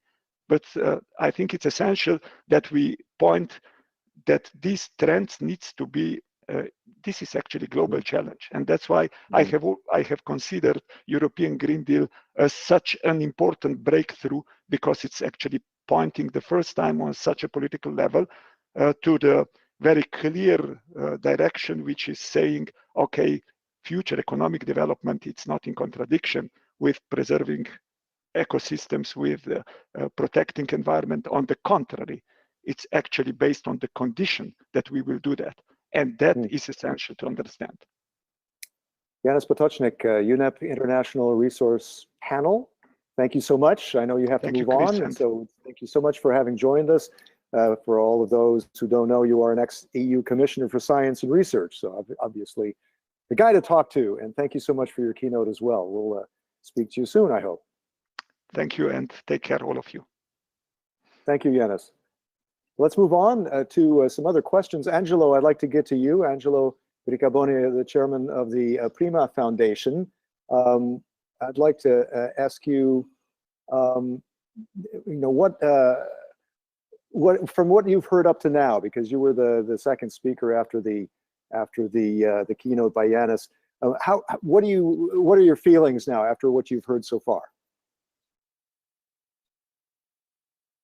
Yes, this is a good question. I think that what it emerges is that we need to innovate in innovation, because innovation is key. Innovation, I mean, everybody, especially after the COVID experience, understands that without science, without innovation, we cannot make it, okay? So innovation is key, but we need to innovate in the way we do innovation.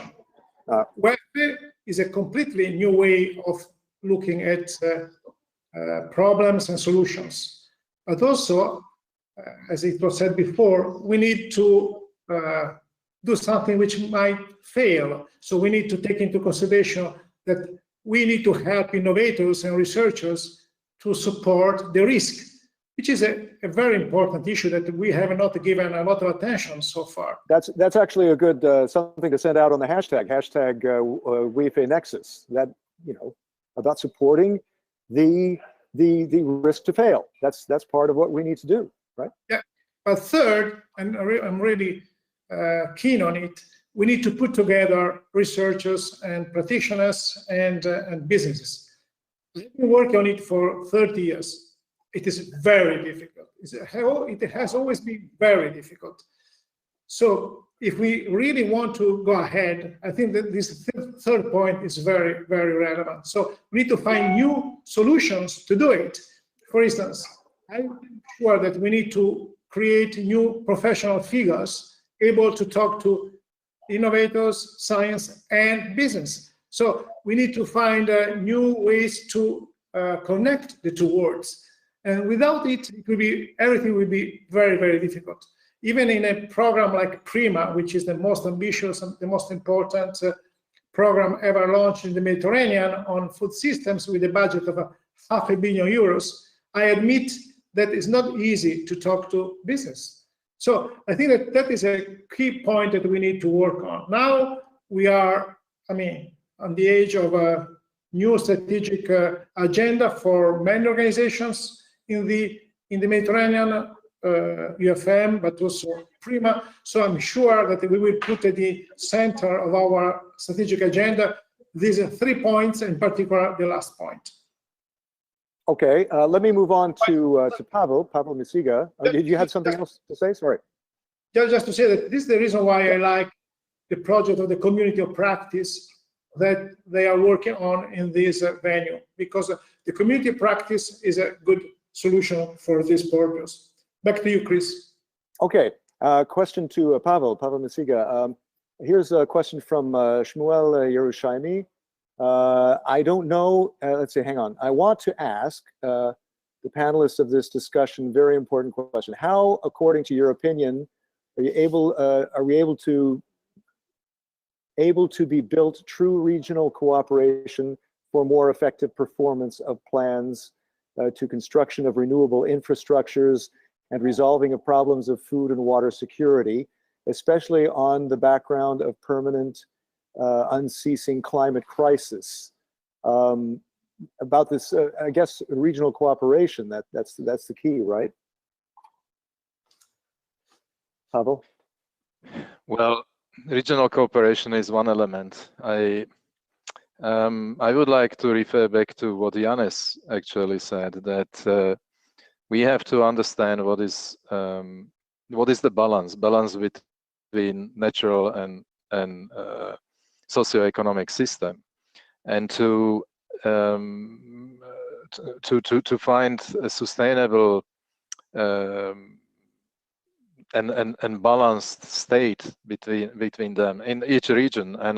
And I know that this is particularly difficult in Mediterranean, because this balance is very much, of the situation, the reality is very much out of balance because of specific climatic, demographic and other conditions. So, but this is the first step, and then we have to think what kind of transitions we need in the economy, how we adapt agriculture, how we adapt industry and energy system, transport system, so that we that they can exist. They don't, kind of cannibalize each other, and then implement this transition. And in this implementation, what I think is very important is this experimentation and demonstration project, simply to invest in this project to generate a critical mass of these alternative approaches, transitional approaches, so that they gradually try to move the mainstream, in this way. And what is important in this process, both in this analysis, what is the balance and the vision for the region, is something that I would call co-creation, which is for me, my understanding of co-creation is truly open, collaborative process with all relevant stakeholders, those stakeholders who have to act to get all the knowledge, or who have to be present to get all the relevant knowledge, and all the actors or stakeholders who have to be present, because they will have to carry these activities and make changes in real life. And there must be understanding between them. There is potential for finding collaborative solutions where risks and benefits can be shared, so that, very often some stakeholders do not want to move because they may benefit or simply survive in the current situation. They may be afraid to change because they see that all the risk, all the cost falls up on them, while somebody else benefit. So we need to find. Okay. Sorry, Pavel. Go ahead. Finish your thought. Yeah. Platforms and mechanisms for sharing risks and benefits from the transition. I guess maybe Angelo, Isidro, could you add to something about that, through that regional cooperation and sharing risks? Isidro, please. Yes, Angelo. Still, don't know. You can hear me now. Yes. Well, the same. I go back to what I said before. An example of coordination. Well, on climate issues and environmental issues, and of course water and food, we have a good example. We will have a good example next Monday in Cairo city in Egypt, where we will convene this ministerial meeting on environment and climate action, with the presence of the Vice President of the Commission, Mr. Timmermans, maybe Commissioner Sinkevičius, and many ministers from different countries, kindly hosted by Egypt. So this is an example of coordination at a high level, and an example of what should be a top-down approach to all these issues. So there, we will, after the ministerial itself, we will have a two-sided event, one devoted to green financing, but the other one will be devoted to the ecosystems, to food system management. So we will tackle all these issues there at a very high level, and this is a good example of working together all the European and Mediterranean countries. Angelo, you want to add on regional cooperation?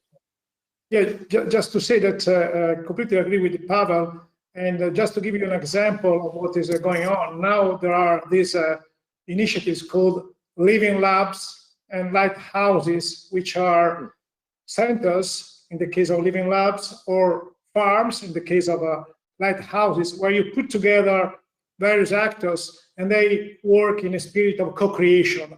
And for instance, in terms of the mission of soil health and food, the mission by the European Commission, the goal of the mission will be to create 100 of these living labs in Europe. So this gives you an idea that everybody now is really concerned about the co-creation, about working together. This is a great sign of hope, because there's a strong willingness to go in this direction. So we need to go to that direction and to push these kind of things also in the Mediterranean, because it is even more difficult, but we can make it.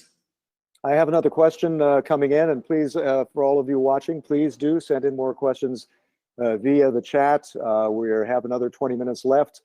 Dr. Salam Al-Rabadi asks, can it be argued that environmental negotiations are a political issue that can no longer be ignored, and therefore should not rely solely on specialists or personnel leading the negotiations, and who often lack either the political mandate or the expertise to resolve most environmental issues?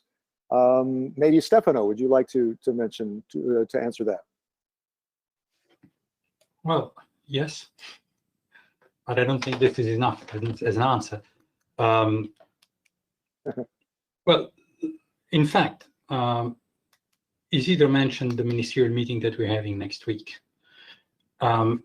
It's been a long way in the preparation of this ministerial meeting, and it's been discussions at several levels. We started from practitioners, from technical dialogue in the environment and climate working groups in the context of the UFM through technicians. And by the way, one thing that I would like to say, referring to the previous questions, what is the role of regional cooperation, is that technicians talk to each other, whatever happens. Even in presence of political tensions, etc., we see very good cooperation about like-minded people and experts. So do not, how can I say, rate poorly the dialogue at technical level. However, this technical level then escalates to the point where the declaration that is going to be adopted on the 4th is adopted by ministers. So, and ministers base their conclusions on the technical dialogue. So there is a very strong link between research, facts, and policies. That's why, from our side, we insist so much on what we say evidence-based policies. There is no policy without proper information. But I wouldn't say that there is that politicians lack of the knowledge. They only have larger constituencies, and what is considered as selfish by one is just reflects a different situation in one country compared to another one. And sorry, we have to take into account all situations if we want to achieve something together. Yeah, absolutely. That's the policy-making nexus we need on this. Here's another question: what role to play for local authorities and citizens? We kind of touched on that about the mayors. Sorry about that. This is the parliament. Things happen. How can they contribute to addressing the issues in the Mediterranean? Isidro, would you like to answer that one? Well, yes, of course. The role of the local authorities is key. We have convened many meetings with local authorities because they are the closest one to the people, and they are the ones to implement the measure that they will be felt and will be seen by the citizens immediately. So it is important to this coordination. Then from local, you go to regional authorities, and then to national authorities, and then we have the international organizations or intergovernmental organizations like the Union for the Mediterranean and others. So it's so important because, as I say, they are the ones close to the people. They are the ones who can listen to the demands of people, what they are lacking, what they need, where are the problems. and they are the ones who transmit it to the broader authorities. So be it regional or be it national or international, to find solutions. So it is key, the involvement of the local authorities. Sure. Can I take that one step further, Isidro? How do you get the local population? How do you instill behavioral change in the local population? Behavioral change. Well, this has to begin by raising awareness even in the schools from the very early age. This is now I'm very proud to see young people so active, even these days in a country like Germany in Europe, in the days before the election, how the climate issues were so relevant for the voting in such a big country. This is a good example. It's a motivation. I see Pavel also raising the hand. Yeah. This is what we need. This is what we need the people from the very beginning, since they are young boys and girls at the school, they are aware of the problems, and they demand the politicians to react. This is good news, and this is promising for the future. Stefano, I know you want to add to this, but Pavel, please, for you first.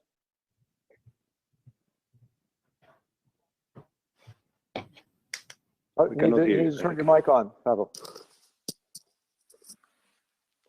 Just few ideas. I think we have to realize, and let's be honest, we have to admit there is a lot of inertia and resistance in the system. The system we have, our socio-economic system, have been developing for a long time. It's kind of consolidated. It's just not sustainable. And there are many actors, many stakeholders who are not really prone to innovate. And here we agree, the panel agree that we have to innovate. So there are stakeholders who are more ready to innovate than others. And I think that this is the idea of the community of practice, is that these innovators, these actors who are willing to innovate and have interest in that, and are less risk are willing to take risk, they can start the process. Others, politicians, very often politicians simply don't want to change because the change is risky also for politicians.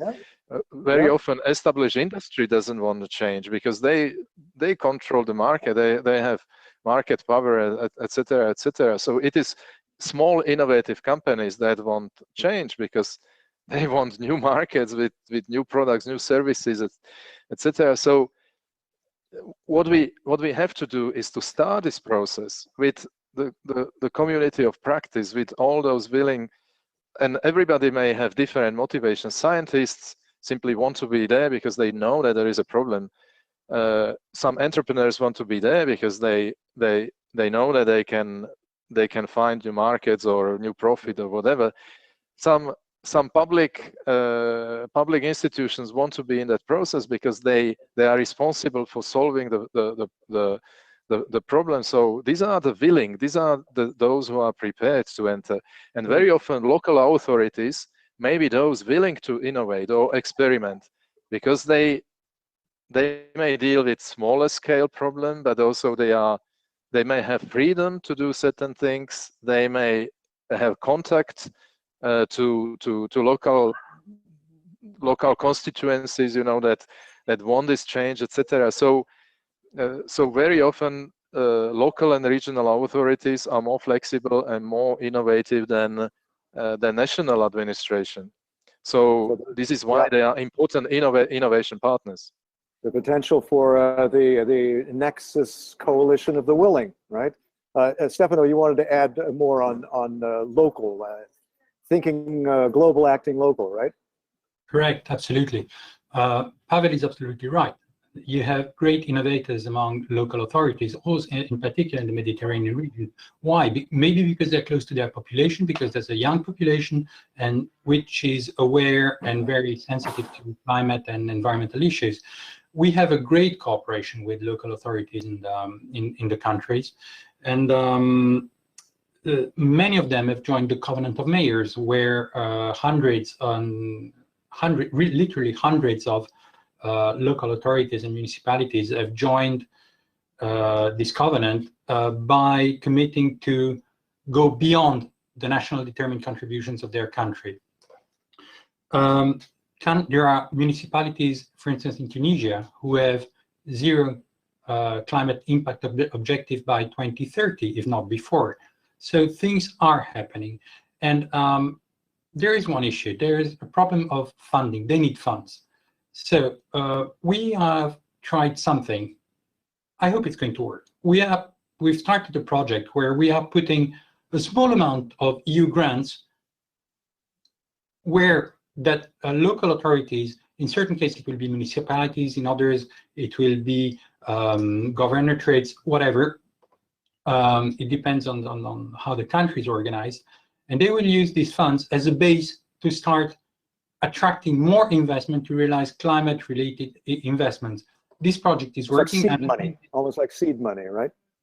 Exactly, precisely. Yeah. And I think that this is the way things have to go in the future. And anyway, this is the way EU funds will be used more and more in the future, with trying to leverage on the market to other donors, etc.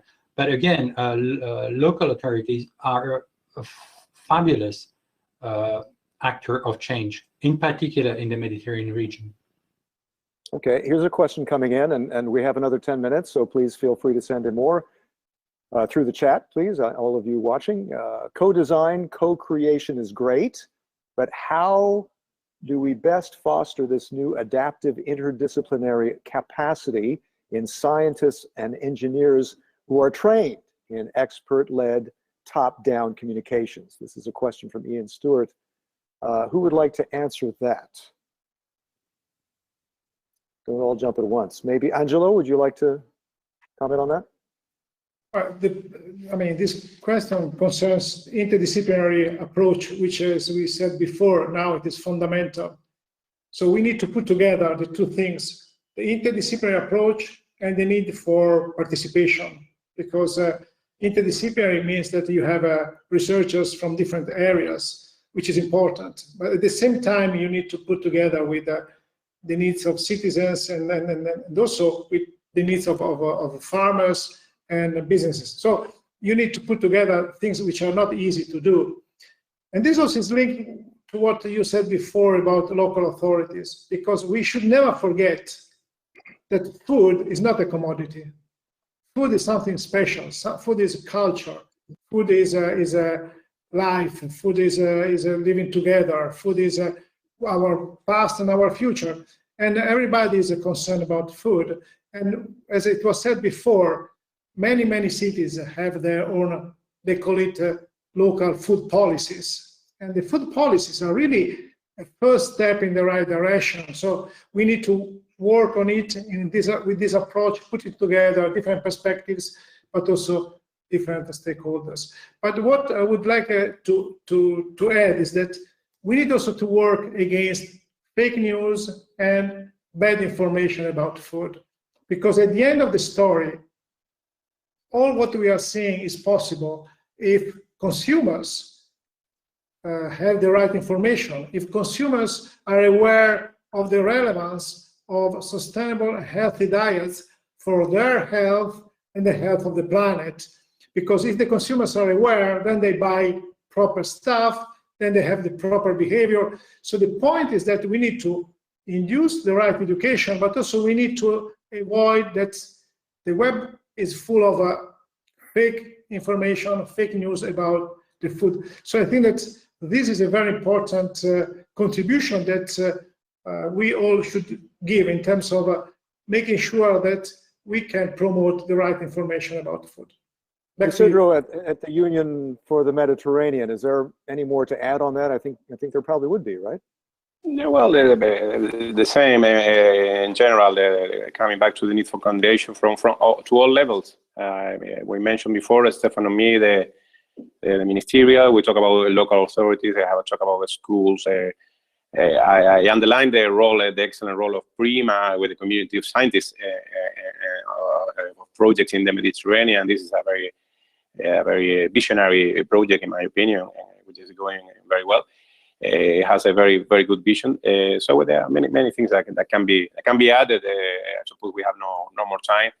But again, the important thing is to be here for all the participants who are listening and are following us today, and to launch the message of this need of coordination, of raising awareness, and of working together. This is what we are trying to do at all levels in the Mediterranean, and indeed, this is a sea or a region, the Mediterranean Sea, where we are putting in practice this way of acting together. We are trying, and this will pay off. This is for sure.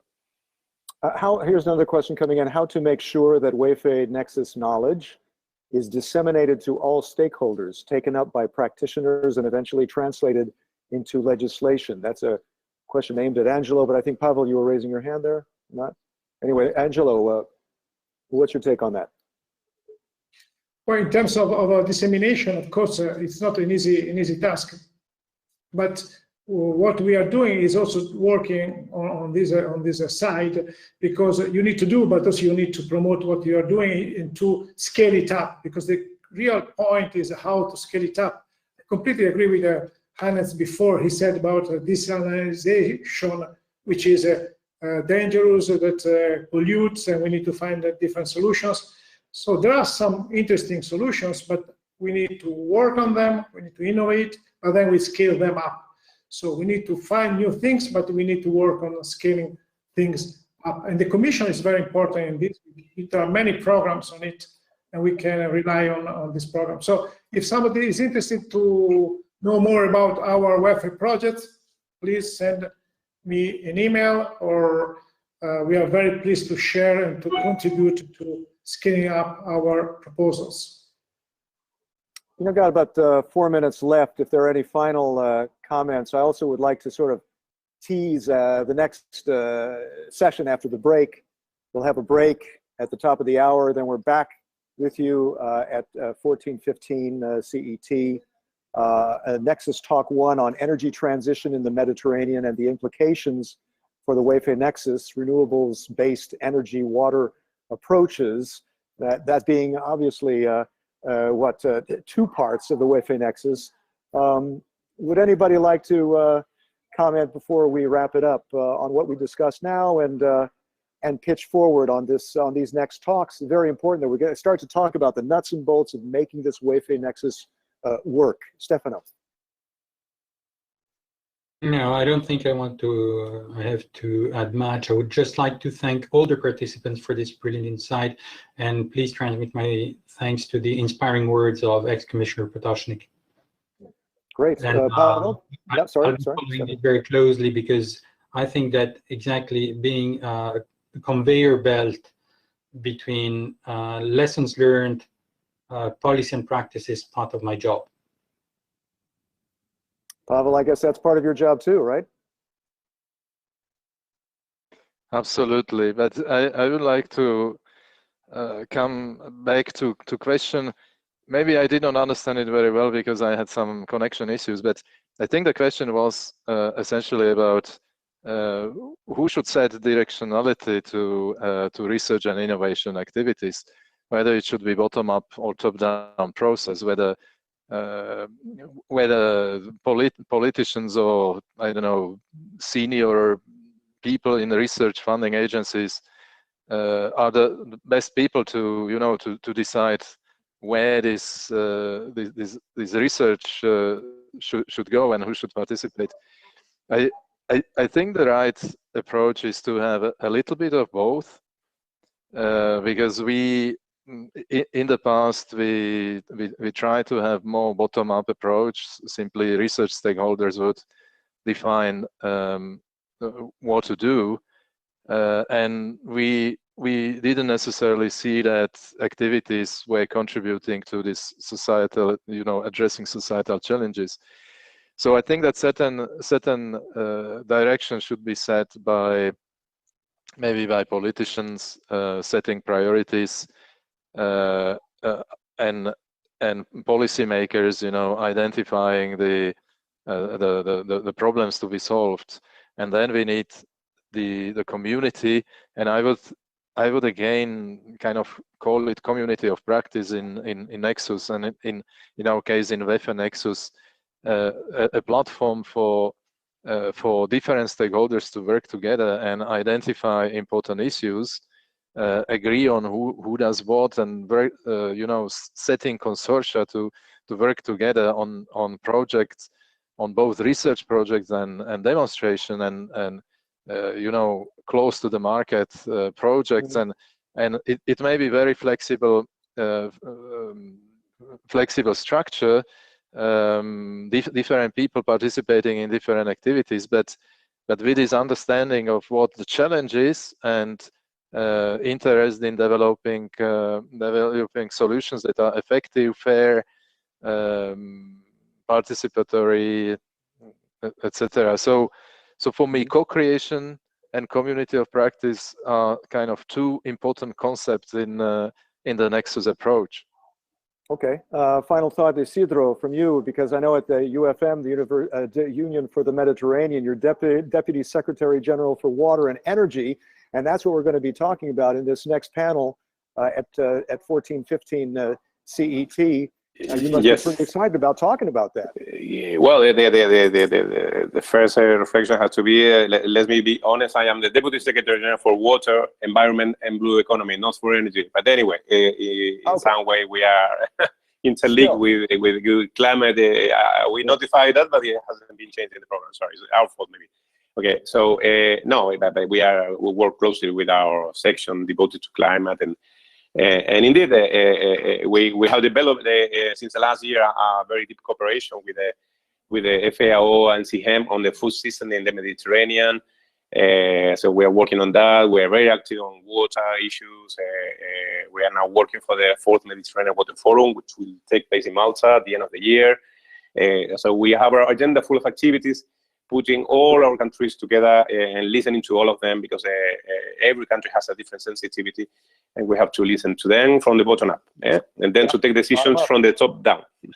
That's right. It takes both directions. Angelo, both directions. Quick final word from you, from the Prima Foundation, please. Thank you. No, I think that thanks for this very fruitful conversation. I think that it is great to see such an alignment towards the idea that we work together both in the Nexus and with the community of practices. So I think that that's a great sign for the future.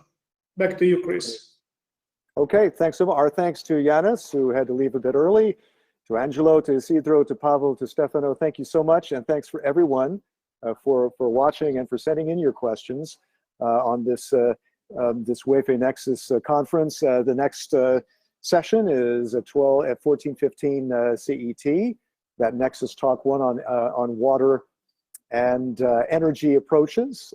So if you heard anything during this session that you'd like to cast further, please do on the hashtag WEFE Nexus. My name is Chris Burns. Thanks for watching. Thank you. Bye. Thank you. Thank you. Thank you. Thank you.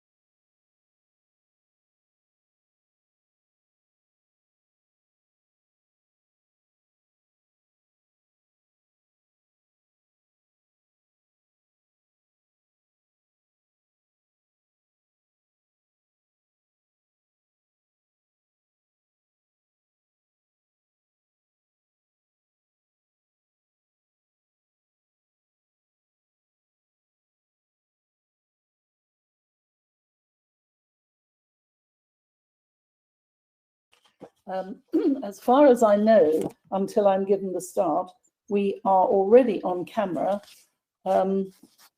So we will just warm up the audience as well as warming up ourselves. Perhaps each one of you would like to, well, I'll do it in the order that you're on. So Pedro, if you'd like to just make 3 of your main messages for what you're going to be saying. Okay, think about it. I would say that first we need to change our energy systems in order to reduce the threat of climate change. Second, that is going to have a lot of implications on food systems, water systems. And the third message is we need to be able to translate these challenges into opportunities for a more sustainable development. Very succinct, absolutely brilliant. Thank you. I may ask you all to do that at the end again, just before we finish the whole session, just to round up your ideas. Let me know those. I'll go into note those down. No, you said it beautifully. If you can say the same, that would be brilliant. So our first speaker is Rabi. So Rabi, 3 of your main messages, nice and clearly, would be great. Good morning, good afternoon. I will be focusing on Eastern Mediterranean. I would look at the nexus between water, energy, food, and make sure that any technology that we're promoting would not impact negatively the land allocation and water for food. And then I'll be talking about some of the barriers and some of the capacity that needs to be built in order to promote a transition to renewable energy, focusing on the capacity building and the infrastructure in the region. Terrific. That's nice and succinct. Gosh, we could have a 5-minute conference because you're all so clear. That's wonderful. Theodoros, you are from the Institute anyway. You work with Nick, so you know everything. But I'd love to hear your messages. Thank you, Renee. Good afternoon and good morning to everyone. Yes, obviously I don't know everything, but building on Pedro's presentation, I think, and Rabi's intervention, I will probably outline the need to have systems thinking and systems approaches, which are by definition necessary if we are talking about the nexus, and perhaps try to very briefly identify why some of the major European funding schemes may be tilted perhaps towards more only one-sided perhaps technological approaches and not necessarily systems approaches that would be particularly important for the Mediterranean and the Nexus, with some examples from and ideas how to link them with the Sustainable Development Goals in order to promote this systems approach, this framework to support policy makers with scientific advice. Great, thank you. All of you have your eye on the Sustainable Development Goals of the UN. Thank you for that. And Divyan, you are next. 3 messages. Yeah, we've got about 3 minutes left till we start, so we'll warm up. Take 30 seconds. So I think the first message is, as Pedro said, the energy transition has to happen, and it's already underway, particularly in the power sector. The renewable energy brings opportunities within the energy system, but also for the water sector to improve access to affordable, reliable energy, but also in the food sector. And number 3, as was mentioned earlier, systems thinking, nexus thinking can really help manage some of the trade-offs associated with the energy transition, but also maximize the benefits for SDGs and climate. Great, so that's a win-win. That's great. Thank you very much, Divyan. And last, but certainly not least, Jawad, and you are new into this because you jumped in very kindly at the last moment. So your 3 messages, possibly. Yeah, thank you, Renee. So from my perspective, I think the Nexus approach can help us achieve significant economic gains, but we need to demonstrate this to those stakeholders. So for the approach to secure financing, robust institutional structures are needed. It's also important to boost innovative financial instruments and data availability, which is important data availability and sharing. So as well as to implement economic instrument, the integrated economic approach to be able to measure the impact of Nexus into economy and employment. And finally, I think there are many regional initiatives and the organization working on the Nexus and its implementation. But I think still some coordination should be set up to harmonize effort, avoid duplication, and multiply the benefits. Thank you all. And thank you, audience, for tuning in, because we will now officially start. So hello and welcome, and we hope you're enjoying the conference so far. This is the first round table of the Water, Energy, Food Ecosystem, or WEFE Nexus. And of course, you can ask questions as well. This session is called Renewables-Based Energy Water Approaches as Enablers for Development. The Mediterranean region is suffering more than other parts of the world with exceptionally high effects of climate change. It's warming up dangerously fast here. We only have to look at recent fires in France, Spain, and Greece to see some of the threats. And of course, this is just the beginning. So instead of standing with our feet in the water, watching the sea levels rising, we're going to face the problems head on in this session and find some solutions. We'll be looking at the energy transition in the Mediterranean, the links to water, the challenges, opportunities, and implications for the Nexus by using science and technology-based solutions in dealing with resistance to climate change. My name is Rini Wyndham. I'm a journalist and I'm your moderator for this session. I have a great pleasure too. We have a highly qualified panel, for, as you can see in front of you already, for our discussion, and we'll also be welcoming questions from you, the audience, which you can relay in the questions section in your tab on the right, and they will be relayed to me by the excellent team that's backing up this session. First, we'll be hearing from our keynote speaker, and then from each of the four panelists, and finally taking your questions. Our keynote speaker is Pedro Linares, Professor of Industrial Engineering at Comillas Pontificia University in Madrid. Hello, Pedro. Rabi Mokhtar is the first panelist, Dean of the Faculty of Agricultural and Food Sciences at the American University of Beirut and founder of A&M's Water, Energy, Food Nexus. Hi, Rabi. Hello. Theodoros Zachariadis, who works at the Cyprus Institute as Associate Professor in the Energy, Environment and Water Research Center. Hello, Theodoros. Hello to everyone. Divyan Nagpal from IRENA, the International Renewable Energy Agency based in Abu Dhabi. Hello, Divyan. Hello.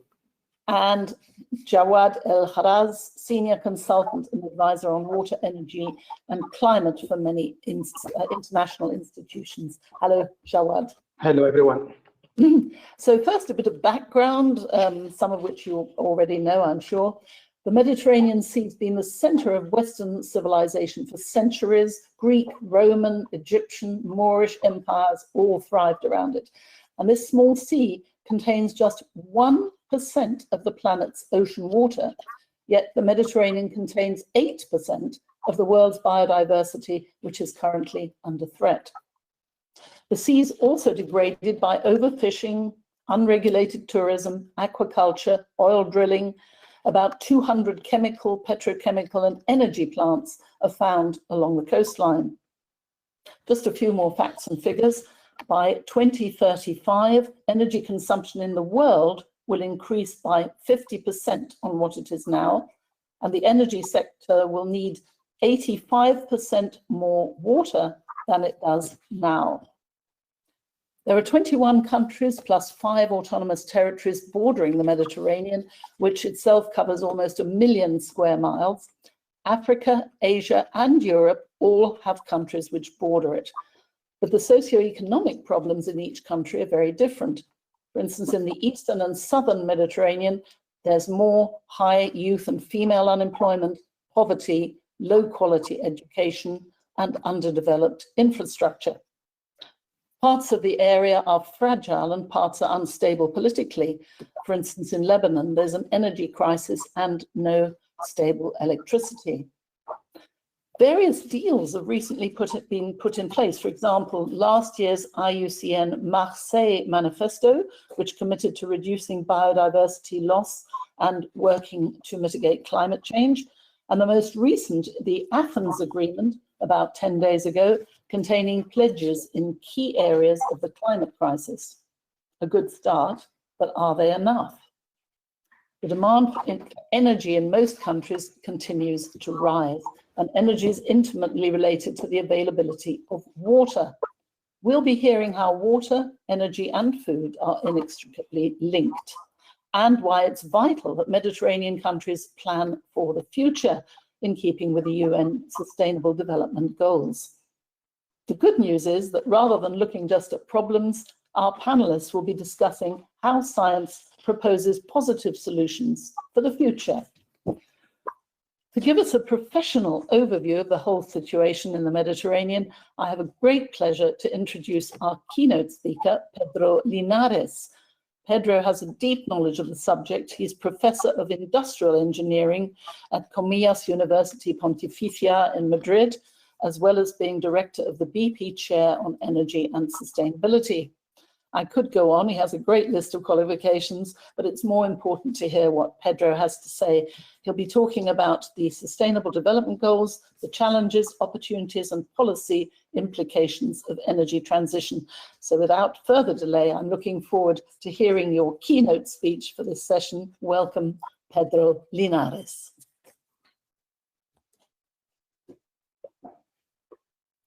Unmute.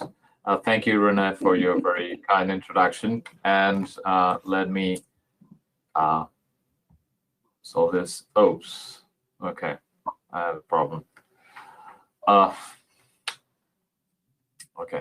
I have a new computer. I'm going to get out and back again in a moment. Okay. While we're waiting, I'll just recap on your subject so that people are primed for what you're going to be talking about, Pedro. I hope you come back nice and soon. What you'll be talking about is the Sustainable Development Goals, the challenges, opportunities, and policy implications of the energy transition that we're discussing today. And oh, you've come back. No, yeah, wait, yes, you have. Excellent, good. Yeah, the only thing I need is permission to share my screen, and then I'll be able to get it. Okay, somebody will get you there, I'm sure. We have a superb backup team. Okay, yeah. You have permission to share. Thank you so much. Yeah, there we go. Okay. Okay, so here we go. And thank you so much first for your introduction, as I said, Renee, and thank you so much to the organizers for allowing me to share my views on this, I think, really important topic, which is the energy transition in the Mediterranean and the challenges and opportunities that this raises. So I'm going to be quite quick. I just want to provide some context to the really interesting insights that our panelists are going to provide us. So let me start right on. I think all of you know that we are already undergoing a very significant energy transition in order to reduce our carbon emissions. We are obliged, we need to do this energy transition basically because if we continue under the current path of using fossil fuels, we will make basically our planet an unlivable place. So if we want to constrain the climate change to the limits that seem reasonable, like the 1.5 degrees Celsius target installed in the Paris Agreement, we need to significantly transform our energy systems. This picture that you see here comes from the IPCC report, and you can see the extent of the transformation that we need to go through. We need to basically change the way we heat and cool our buildings. We need to change the way in which we move. We need to change the technologies that we use to produce goods. We need to change the power system, right? And this, of course, the extent of this change is sometimes dramatic. This again is taken. You don't probably see the numbers, but I'm going to summarize them for you. This comes from the IPCC report, and this basically shows that we need to reduce 90% the amount of coal that we use. We need to reduce 90% the amount of oil, and we need to increase renewables in our systems up to 80% compared to previous numbers. So you see that the transformation is deep and radical, right? This indication from the IPCC is replicated in many, many different scenarios that people are producing, like the International Energy Agency or BP or ARENA. I don't need to go through them, just to highlight that the transformation is huge, right? And this deep transformation is going to have significant impact on what we call the nexus, which is the deep connection that exists between climate change, energy systems, water systems, and food and land systems. So just to illustrate what is the consequence that climate change is going to have on the energy system, you can see this diagram where we show that climate change has influence on temperature and rainfall and extreme events. And this in turn has an influence on water, and water has a significant influence on our energy resources, energy demand, or energy supply. So unless we address all these issues consistently and in an integrated way, we will not be able to solve the significant problems and the significant challenges that we face in this energy transition. And finally, to close up this integral view, we need to use Sustainable Development Goals as our indicators of outcomes, of progress. We cannot just use economic outcomes. We need to use all these indicators in order to evaluate whether we are actually going through this transition, this transformation in the right way. We cannot leave anybody behind. We cannot change our energy system while not addressing the jobs issue. We need to keep everything under the reasonable set of institutions. So as you see, all of this has to be also integrated, all these outcomes, in order to evaluate correctly whether we are doing the right thing or not. Okay. So let me just highlight some of the challenges that we face along this energy transition. So as you all know, and Renee has mentioned this, the Mediterranean is one of the regions in the world where the problems with water availability are largest.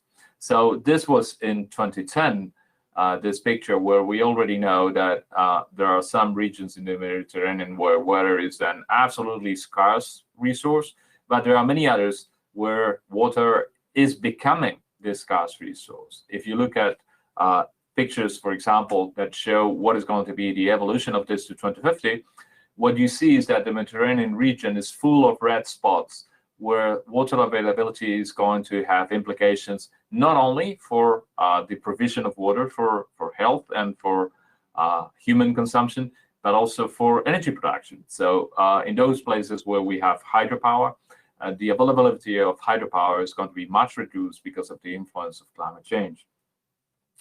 Also, energy demand is going to be changing. We have been experiencing for the last 30 or 40 years a reduction in the heating degree days. That is, the climate is becoming warmer, and that means that we need less energy for heating up our buildings or our homes.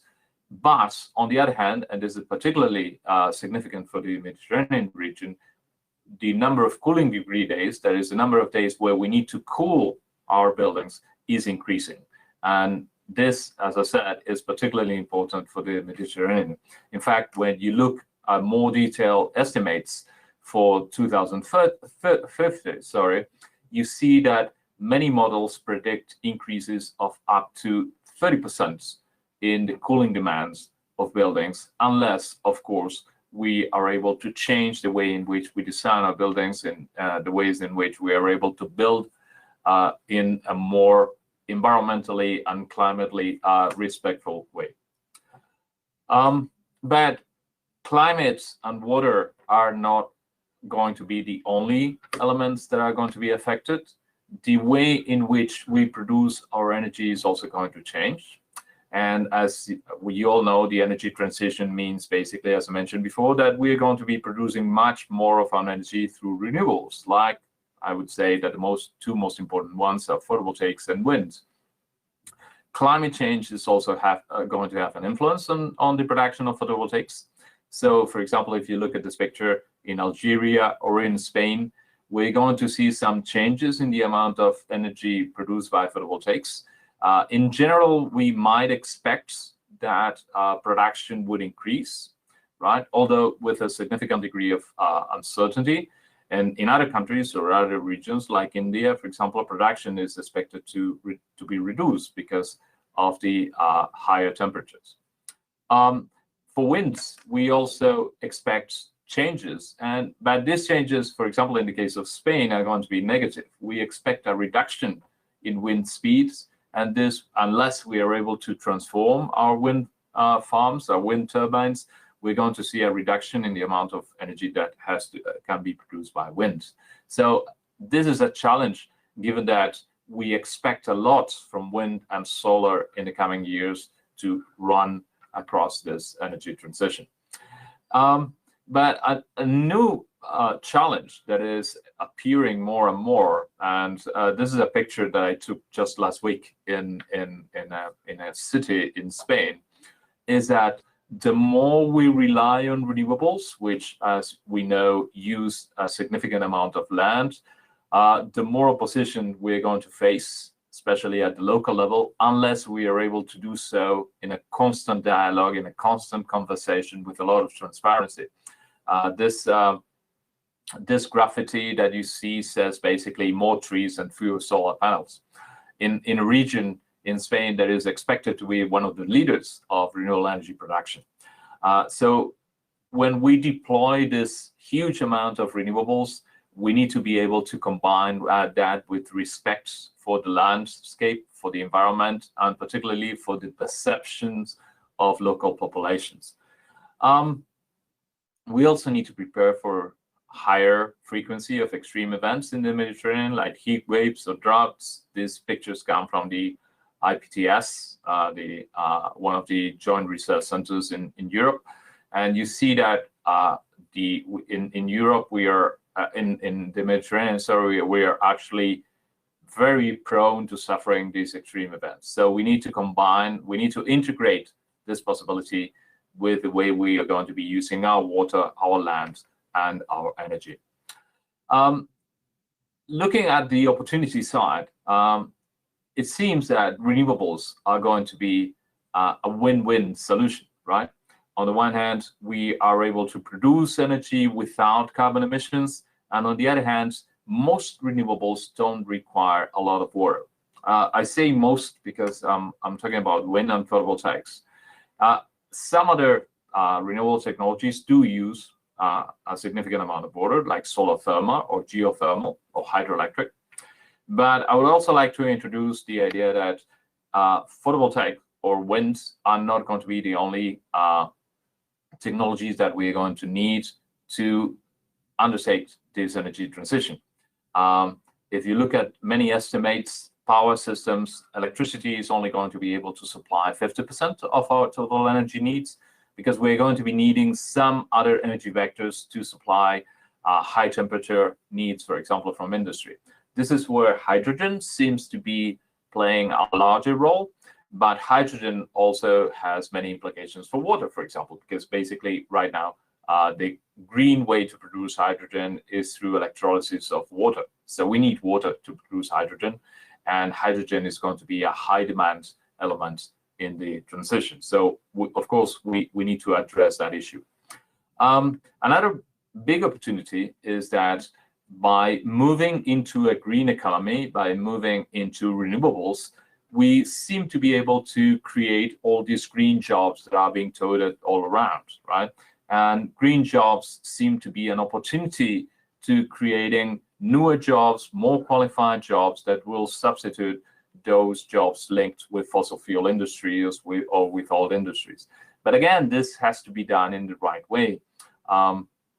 In order to create those green jobs, we need to address all the value chain, like this graph says.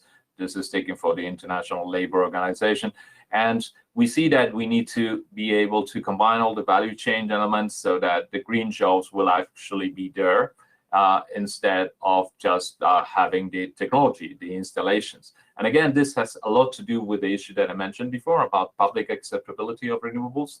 If people see that renewables are creating jobs locally, they will probably be more acceptable of these developments. And again, it's not only jobs, it's not only the economy, we also need to address institutions and participation in the economy, as mentioned before in the Sustainable Development Goals. Finally, of course, there are many opportunities that we can address, and I'm sure that all the panelists are going to be doing that. But I think we also need to look at the need to address all these issues in a systematic, integral way. So we need to advance in joint planning. This is just an example of an exercise we did a couple of years ago about what happens when we plan energy and water together. And basically what we see is that the results of planning independently or planning jointly are absolutely different in terms of the investments that need to be made, on where those investments have to be made. And of course, if we fail to do this planning jointly, the mistakes that we are going to be facing are huge.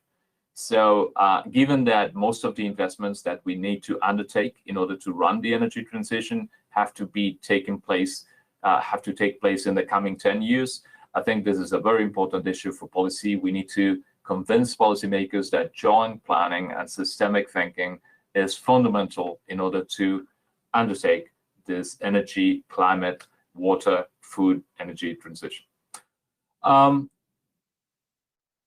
The last issue that I would like to make is that, fortunately, there is a significant amount of money waiting to be invested in this energy, water, food transition.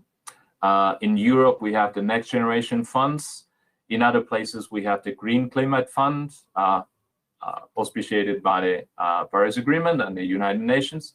So I think that right now is the right moment to set up these joint plans, these integrated plans, and present them to the finances so that we can jumpstart this transition in the right way. So in order to finalize my context, my presentation, I would like to leave the panelists with this important question, which is, how are we going to be able to turn those challenges that I mentioned into the significant opportunities that we foresee to make this transition, this energy transition, into a truly sustainable development opportunity? Thank you very much. Thank you very much, Pedro. That was very comprehensive indeed, as a very good start, and also quite uplifting and bringing quite a bit of hope. On the green jobs subject, I must say that the green jobs seem to be far more interesting than people going down mines or drilling on oil platforms. It's much more interesting to insulate homes or plant trees or do photovoltaics. So once green jobs are underway, people will really see an uplift in morale as well as on the planet. Thank you very much for that. There will be lots of questions for you later, I'm sure. But we now welcome the first of our panelists, Rabi Mohtar. Rabi founded the University of Beirut's Water, Energy, Food, Health Nexus Renewable Resources Initiative. He's Dean of the Faculty of Agricultural and Food Sciences at the American University of Beirut, the AUB, and he's got countless publications to his name. So it's a pleasure to learn more about the water, food, energy nexus in the Mediterranean at first hand from you, Rabi. You're going to be describing a modeling framework for this and also highlighting challenges, opportunities, and policy implications, majoring on water security. Rabi, the floor is yours. Thank you, Renee, and thank you, Pedro, for the great overview. I will be focusing on the Eastern Mediterranean, and I'll start with some of the, building on what Pedro mentioned, the prerequisite for adopting this energy transition within the existing energy portfolio, by understanding how this new portfolio will interface with different energy users and other resources, and also by recognizing the impact of the new portfolio on other primary resources of water, land, and agriculture. Food security is a major issue, at least in the Eastern Mediterranean. And I'd like to highlight that because it will have both positive and possibly negative implication with this energy transition. So we need to be mindful of that. And I would also highlight the evaluation and the role of this new transition of portfolio in expanding the distributed energy access to rural areas, which is very important, that the previous centralized energy production system prevented electrification of. Last but not least in this prerequisite is to set up a renewable energy readiness plan that includes financial, technological, social, and policy factors. I'll be talking a little bit about this later in my short intervention.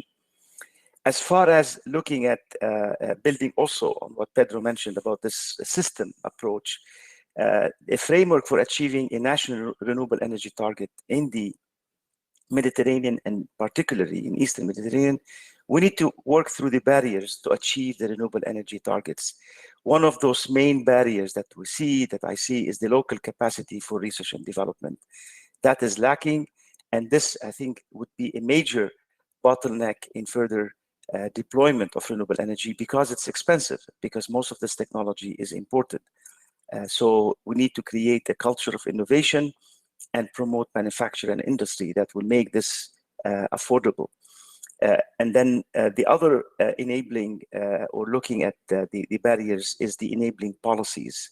Those are the energy pricing valuation, and I'm sure my colleagues will talk about this a bit more, the energy public awareness and education, and the incentive framework that is needed for local industries.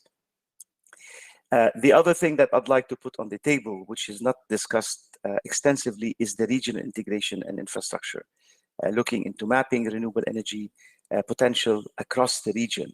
I think there need to be a regional view.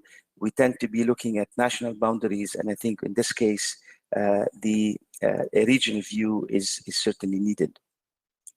In terms of readiness, the issues of infrastructure is also need to be highlighted in terms of natural resources, country overall infrastructure, grid capacity, market and electricity access rate, and projected. The institutional capacity needs to be looked at, and the human capital in general that allow for the technical and commercial skills of technology adoption and diffusion. So if you look at the overall barriers, we could classify them into bureaucracy and inefficient institution, lack of policy, but most importantly is the subsidies of the electricity and fossil fuel. Renee, you mentioned Lebanon. Lebanon is a good example of what not to do in the energy sector. And I will, later on, I will close with some potential for this, for the country. So keeping with the spirit of the Nexus that we all are discussing in this conference, the sustainability of the technology needs to be assessed at the 6 different aspects, looking at the modeling of this transition. The first is the primary resources requirement and needs of water, energy, and food. This has been also highlighted by Pedro, but we need to look at this as a major element of how we choose our energy transition by looking at the footprint of water, energy, and food. Of course, the economic and financial requirement is important, but also the environmental and ecological aspect, as well as the human capacity requirement and the need to develop and operate and maintain the technology of choice. The technical feasibility and the requirement, I think there are the options are go broader than PV and solar, depending on what the needs are. If the needs are for agriculture, there are a lot of other factors in bioenergy that can be explored without looking at the first criteria that I mentioned, which is the not to be interfacing or not to be negatively impacting the water and food sector. Last but not least, we also have to be mindful of the social and cultural outlook of the technology of choice. And there's a lot of things that we could discuss here. Maybe we can follow up with that in the Q&A. I'll give one example in Lebanon. In Lebanon, 1/3 of the country's energy supply could be hydropower. We've been blessed with both in-stream and several mini hydropower generation that could be supplying the country with a significant amount of energy. However, implication on irrigation and rural water supply needs to be considered. So in closing, I'd like to highlight that the growth in renewable energy deployment has to be supported with a consideration of the positive and negative impact on other sectors. Renewable energy technology must be localized and require more planning and investment in many areas. Renewable energy plans should be viewed as an integrated solution between water, energy, and land, and of course, food. Renewable energy stimulates the food sector in many, many ways, both at the production, processing, and the distribution, and that needs to be looked at. That has, as mentioned earlier, directly impact water security, and can ease the stresses and potential trade-off between water, energy, and food. Overall, these dynamics of renewable energy presents both opportunities and challenges in the region, and we need to look at specifically how it interfaces with energy, water, and food security in the Eastern Mediterranean. Last but not least, a holistic framework is needed, looking at human capacity, which we lack in the region, policies which we lack, and institutional resources which we lack. So these are bottlenecks that needs to be looked at as we look for additional penetration of the renewable in the energy sector. Thank you so much. Thank you so much, Rabi. That was very constructive indeed. I like the way you looked at what the barriers were and then found your ideas for solutions, like creating a culture of innovation, regional infrastructure, and incentive for local industries. That's all very positive. And thank you for those ideas. We'll develop them further, I hope, later if there's time. Our next speaker is Theodoros Zachariadis. Theodoros works at the Cyprus Institute. He's an associate professor in the Energy, Environment and Water Research Center. He has a doctorate in mechanical engineering from Thessaloniki University in Greece, and he won 2 prizes, the Research Prize and the Environmental Prize, from the President of the Republic of Cyprus. So we look forward, Theodoros, highlighting economic recovery measures post-pandemic. You're looking a bit at what the pandemic has brought and how we're coming out of it, the importance of linking recovery investments with UN Sustainable Development Goals. So, Theodoros, your turn. Thank you, Renee. Thank you very much.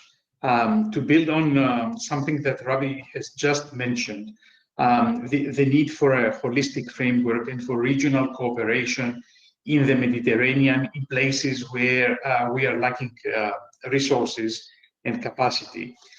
This reminds me of the findings that we made in the frame of the so-called Cyprus Climate Change Initiative for the Eastern Mediterranean and Middle East. I was among the people who were responsible for the energy report, mapping the situation and identifying gaps in knowledge and gaps in regional cooperation. And of course, connecting this with water issues, providing a policy toolkit to jointly address the decarbonization challenges in the water and energy aspects in the region. We will be presenting these findings very soon in a conference next month, which will be in a hybrid format. But we have identified exactly these issues, and with the aid also of people from the International Renewable Energy Agency, we are highlighting in the report the need for these holistic frameworks. Now, the issue, of course, is that if we talk about holistic frameworks, sometimes we run the risk of going so broadly that policymakers may not know what to prioritize. So since it's clear that as in the world, we are living beyond the boundaries of our planet. And as Pedro has shown, we need decarbonization of unprecedented scale and speed.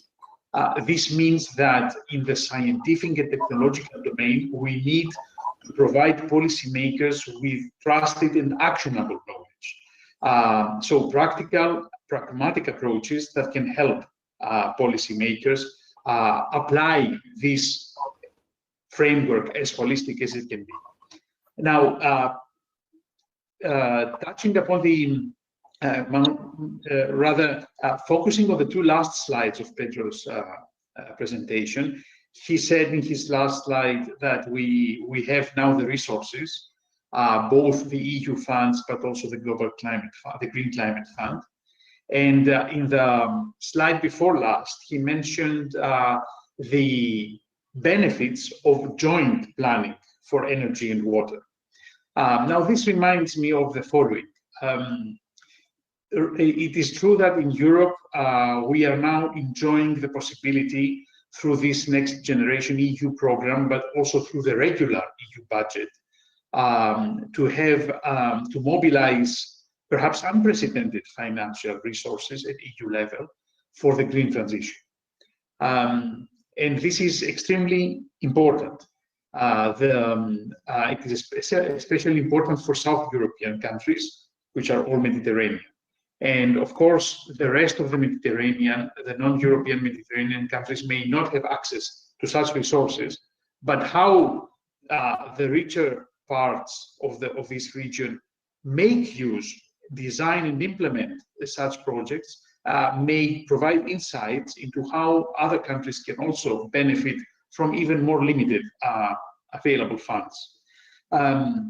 So the recovery and resilience plans that were recently submitted by all or almost all EU governments and adopted, most of them already by EU leaders, and which have started already providing finance to South European Mediterranean countries, which are now of interest to us, contain a very large number of green actions.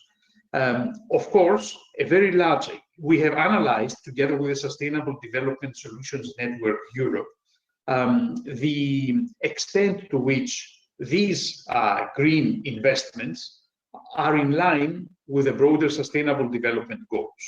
And this already provides an indication on whether there is a systemic approach in these funding processes.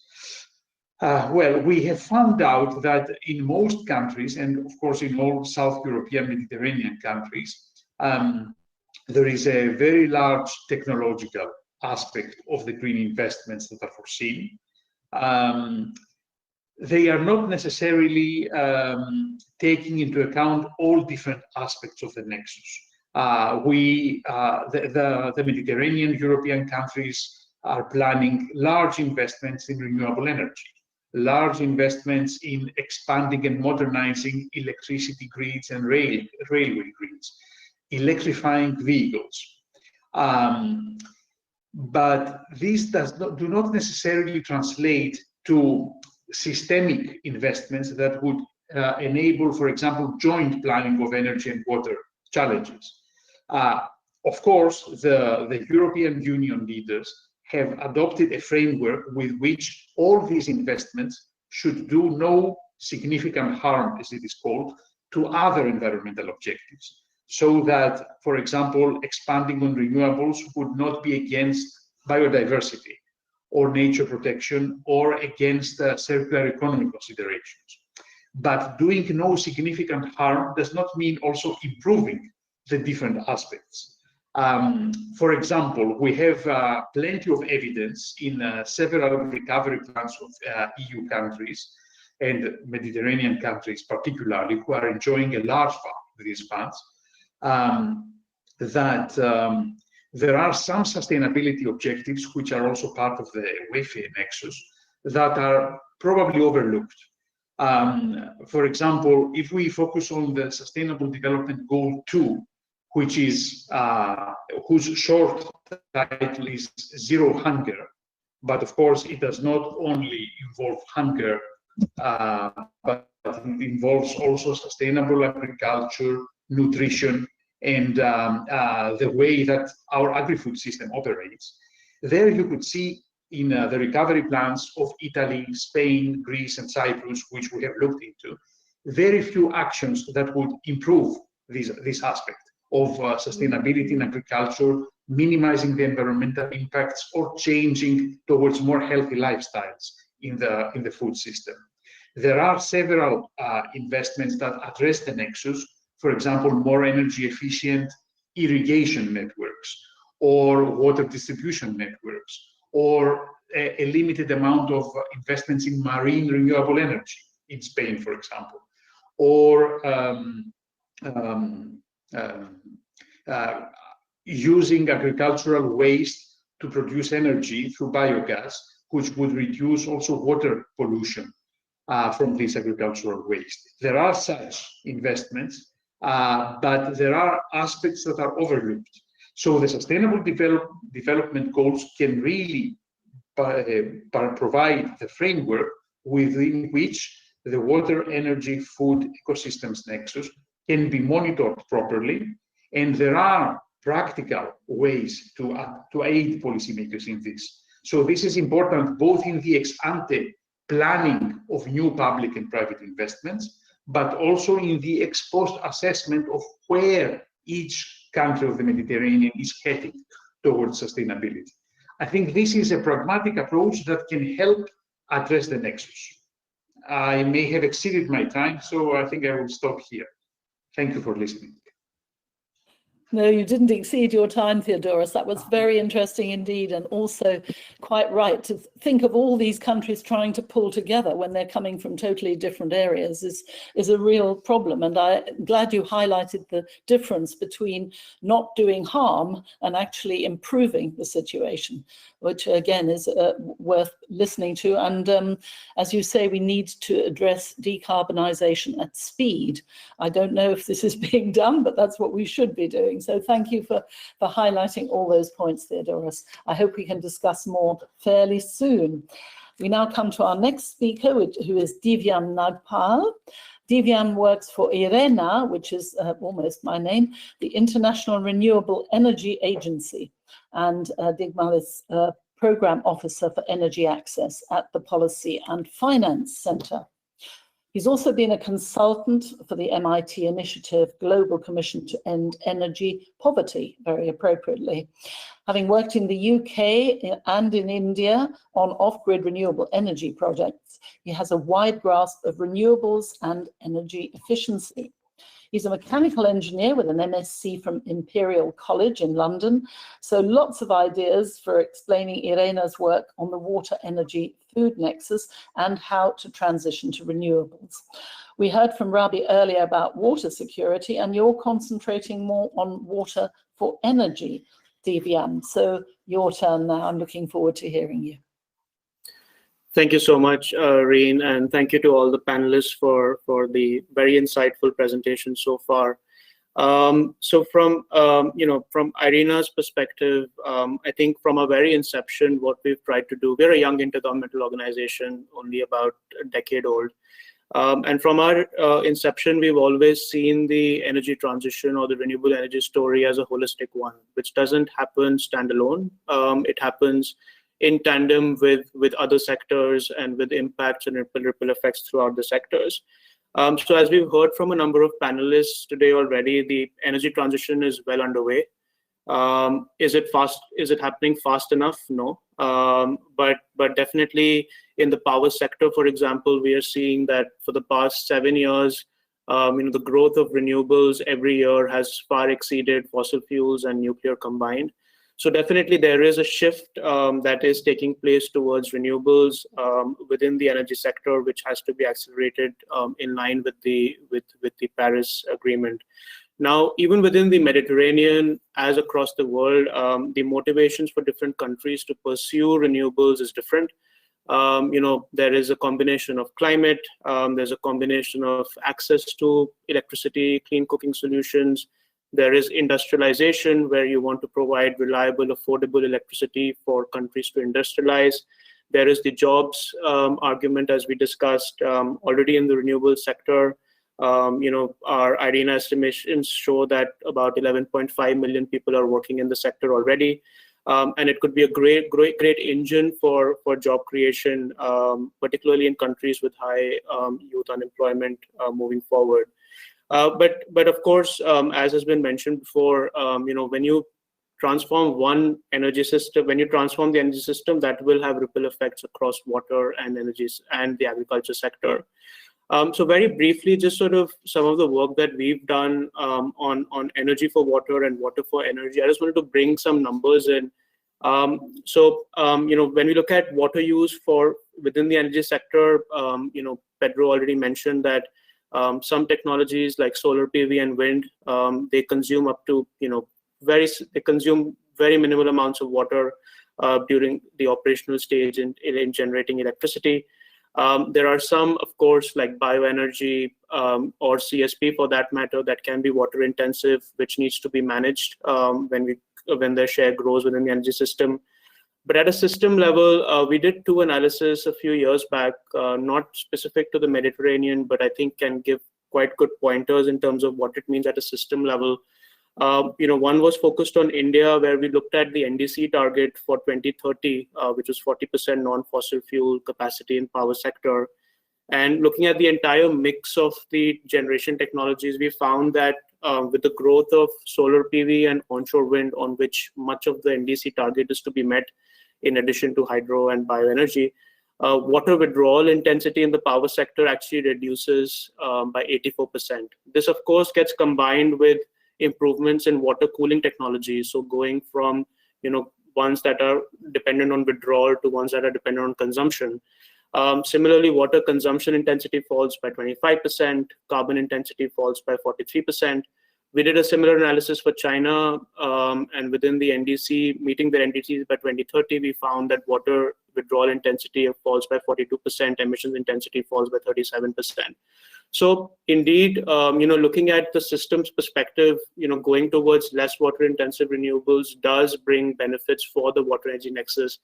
But of course, it may not mean that in absolute terms, you know, your water consumptions or water withdrawals reduce, because your energy system might continue to expand and grow in many of these countries. We're starting to see in some countries that are already doing energy, that are integrating water perspectives within their energy planning exercises and scenarios as well, adding a value to the water that the energy sector consumes, adding the water constraints for resilience. And I think that really is an important step to sort of starting to integrate some of those water constraints in energy policy making. Similarly, on the energy for water side, you know, looking at you know, large water utilities for whom energy is it's a pretty significant operational cost. You know, transitioning towards distributed renewables for pumping, for irrigation purposes. We're already seeing a lot of examples in Jordan, for instance. Similarly, desalination.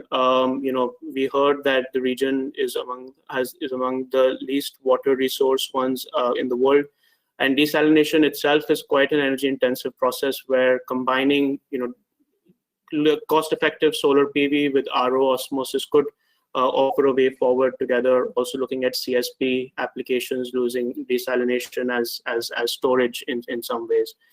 And finally, to sort of even focus on the agri-food chains, as it was mentioned, you know, 30% of the world's energy consumption happens in agri-food sector. So we cannot move towards a low carbon energy system without looking at an agriculture system, which consumes low carbon energy.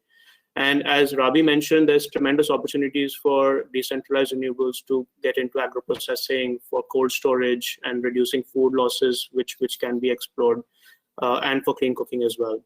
Finally, I just want to say that I think one of the big challenges for Nexus policy making and planning is data and information at the intersection of sectors.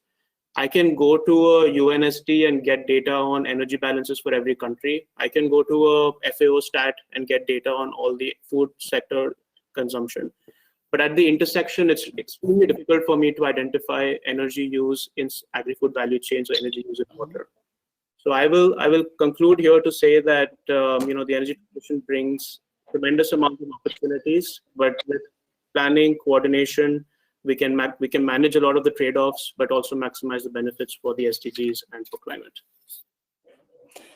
Thank you very much indeed, Divyam. And it's good that people are really noticing now that it's not just about creating energy, but about how much water it's using while you're trying to create it. Because all the emphasis in our media is about finding ways of creating renewable energy, but the water factor is not mentioned often enough. So that was really good analysis. Thank you so much.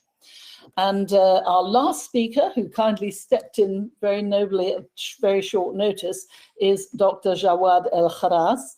Jawad is a senior water energy climate expert. He's senior consultant and advisor for a whole raft of international institutions.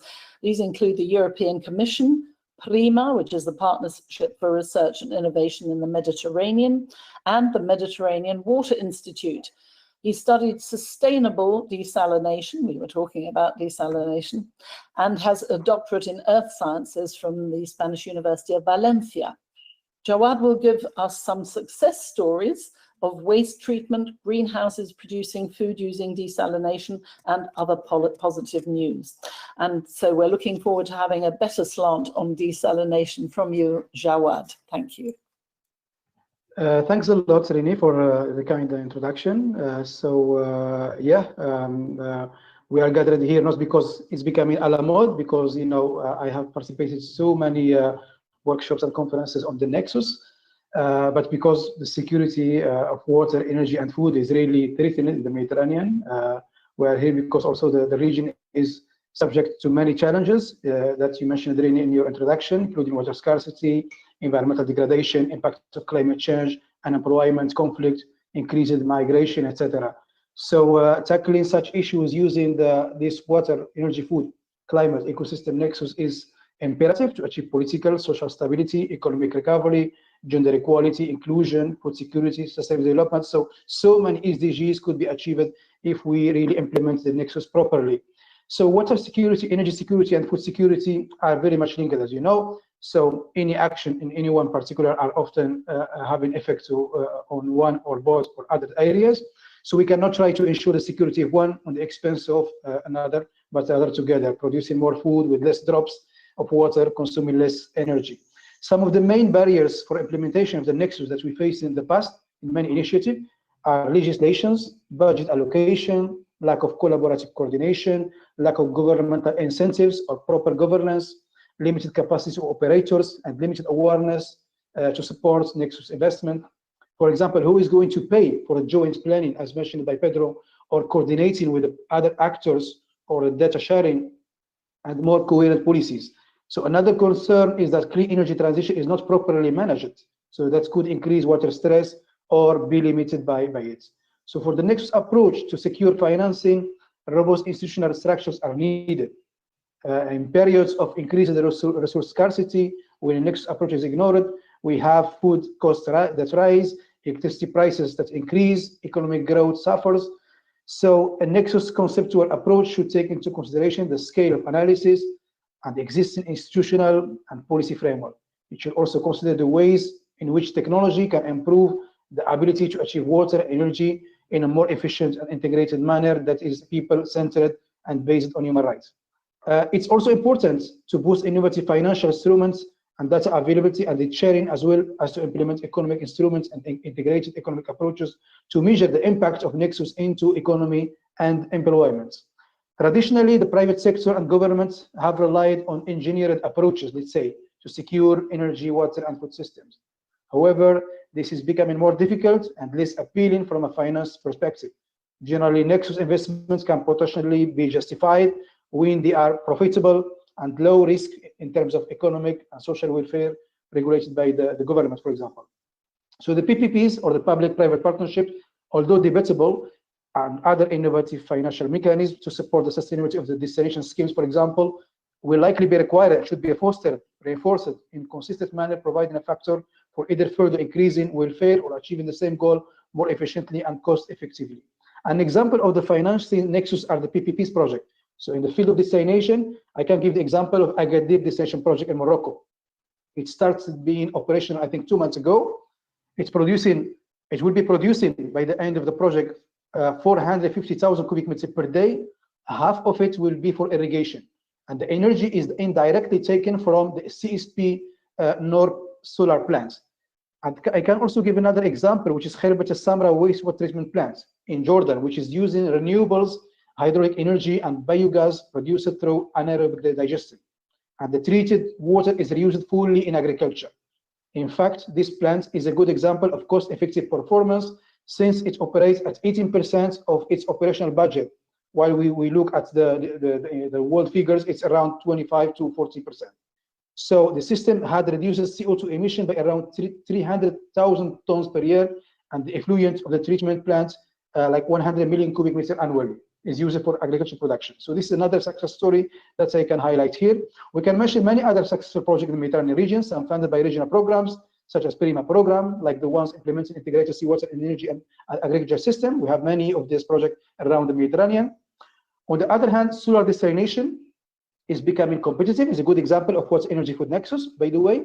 If combined with food production through greenhouses practices and other similar projects, this could contribute significantly to SDG 2, 6, and 7 at least. Renewable generation should be seen as valuable economic investment that reduce external social, environmental, and operational costs.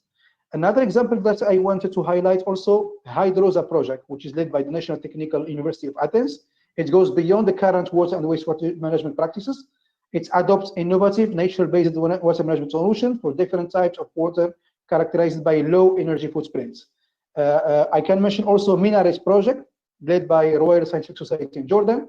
It's a sort of model of next approach and renewable energy technologies with the aim to address the unique sustainability challenges and opportunities of the MENA region by increasing local and regional sustainability capacities using the synergies between renewables technologies and efficiency, water management, and food security.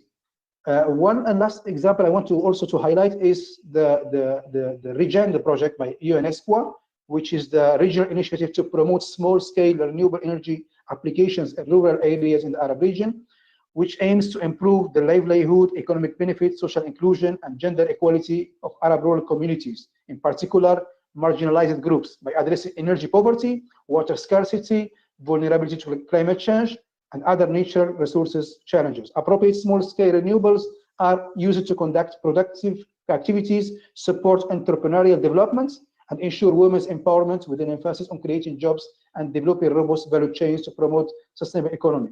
So what should be changed mainly in the Mediterranean is that policymakers ensure the integration of the policy cycle for the Nexus. This should be done by improving the governance of those vital sectors, which means adopting Nexus approach policymaking to increase policy coherence among the other sectors.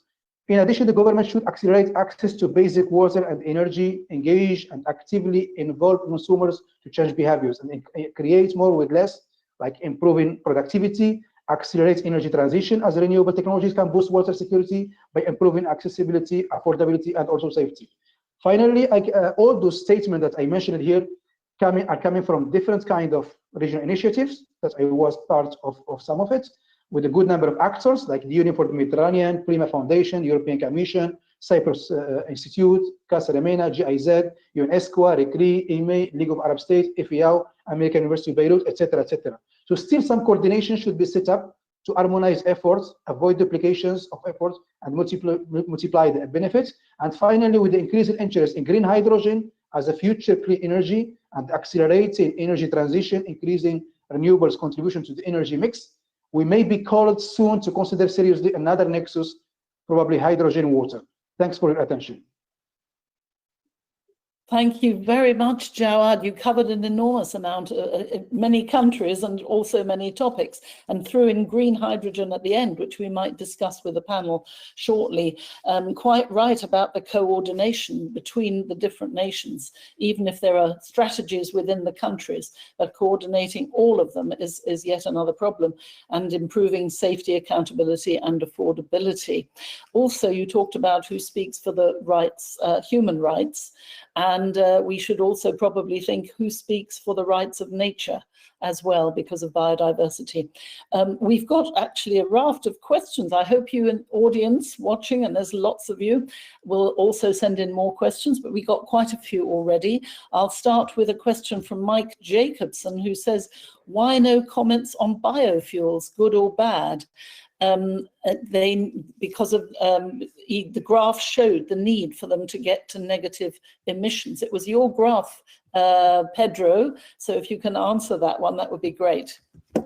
Thank you, Mike, for your question. Yeah, this is a great question, and probably we could be speaking about biofuels for a couple of months.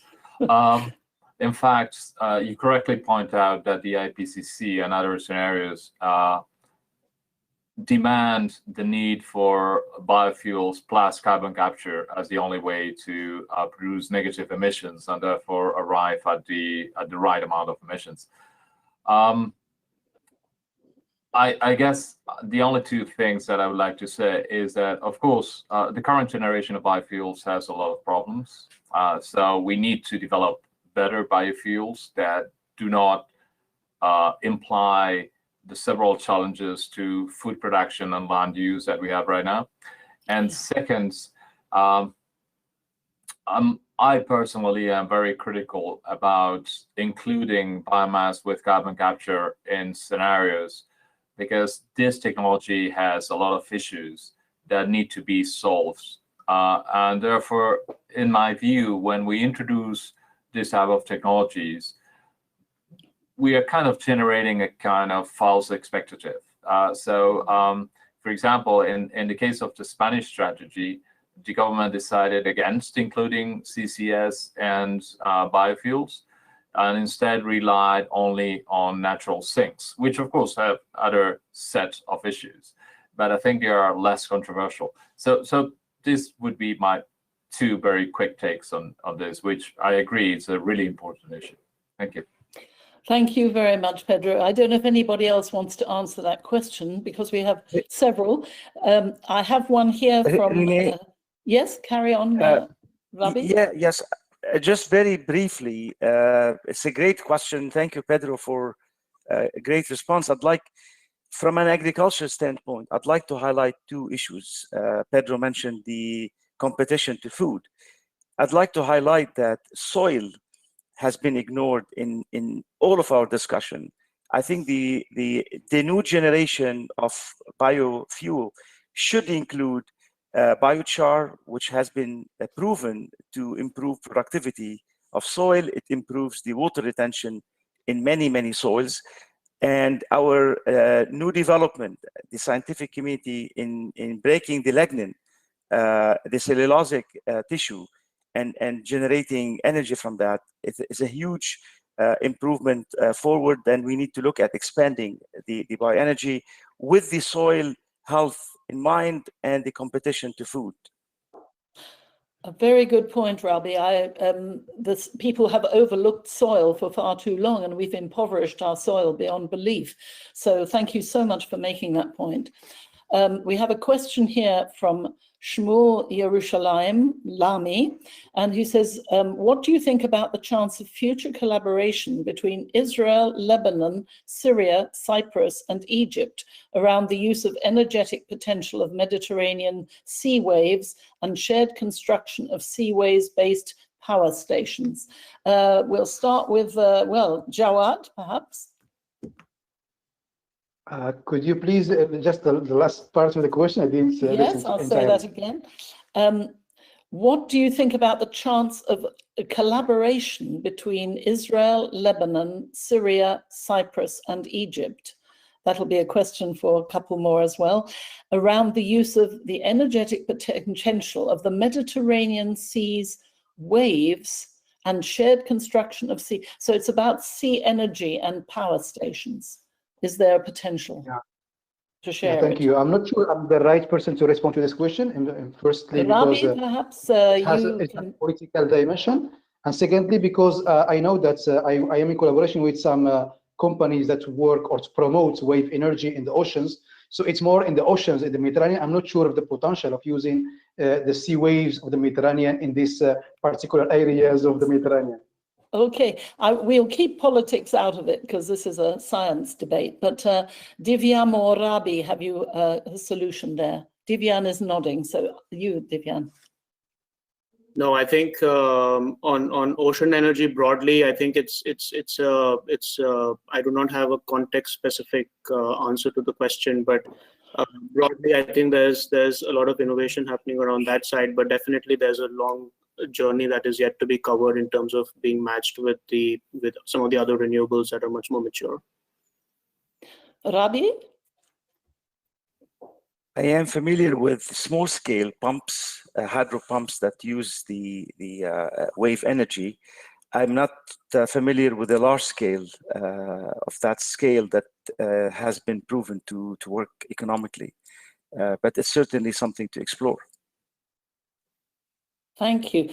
We've got a follow-on question there from Tiziana Della Ragione, who says, and I don't want you to be political either, what can the panel suggest to promote the cooperation between Israel and Jordan, knowing that there's no electricity grid interconnection yet?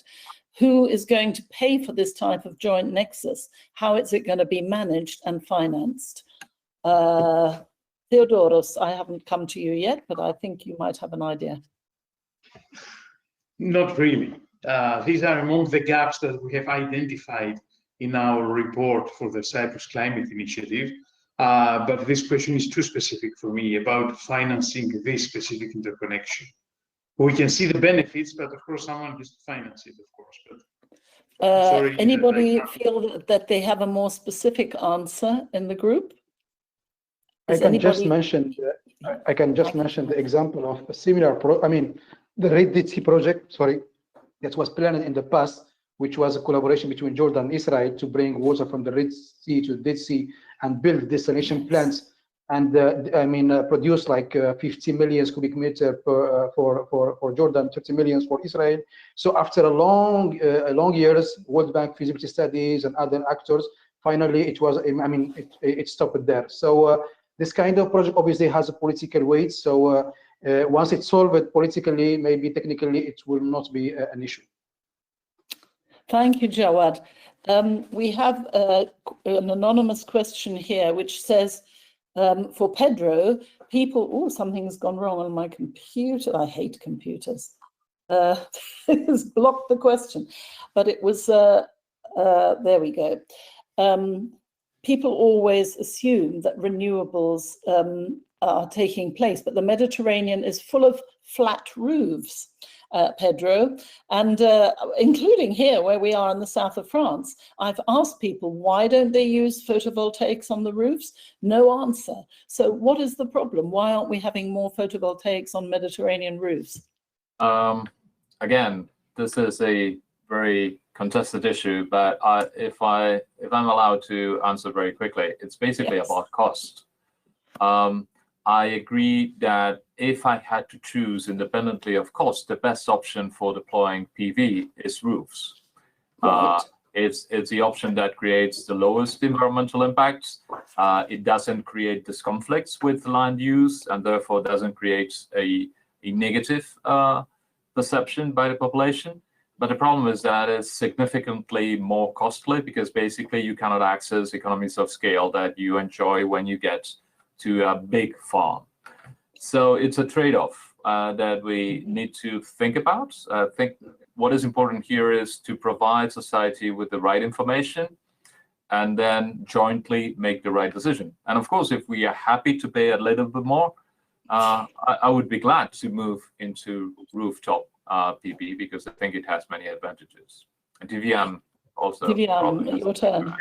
Just to piggyback on that, I think the cost issue is an important barrier, and we're already seeing examples of tailored financing products that the governments are trying to provide to facilitate adoption of rooftop PV, or even, for example, solar water heaters, which are quite common in the region.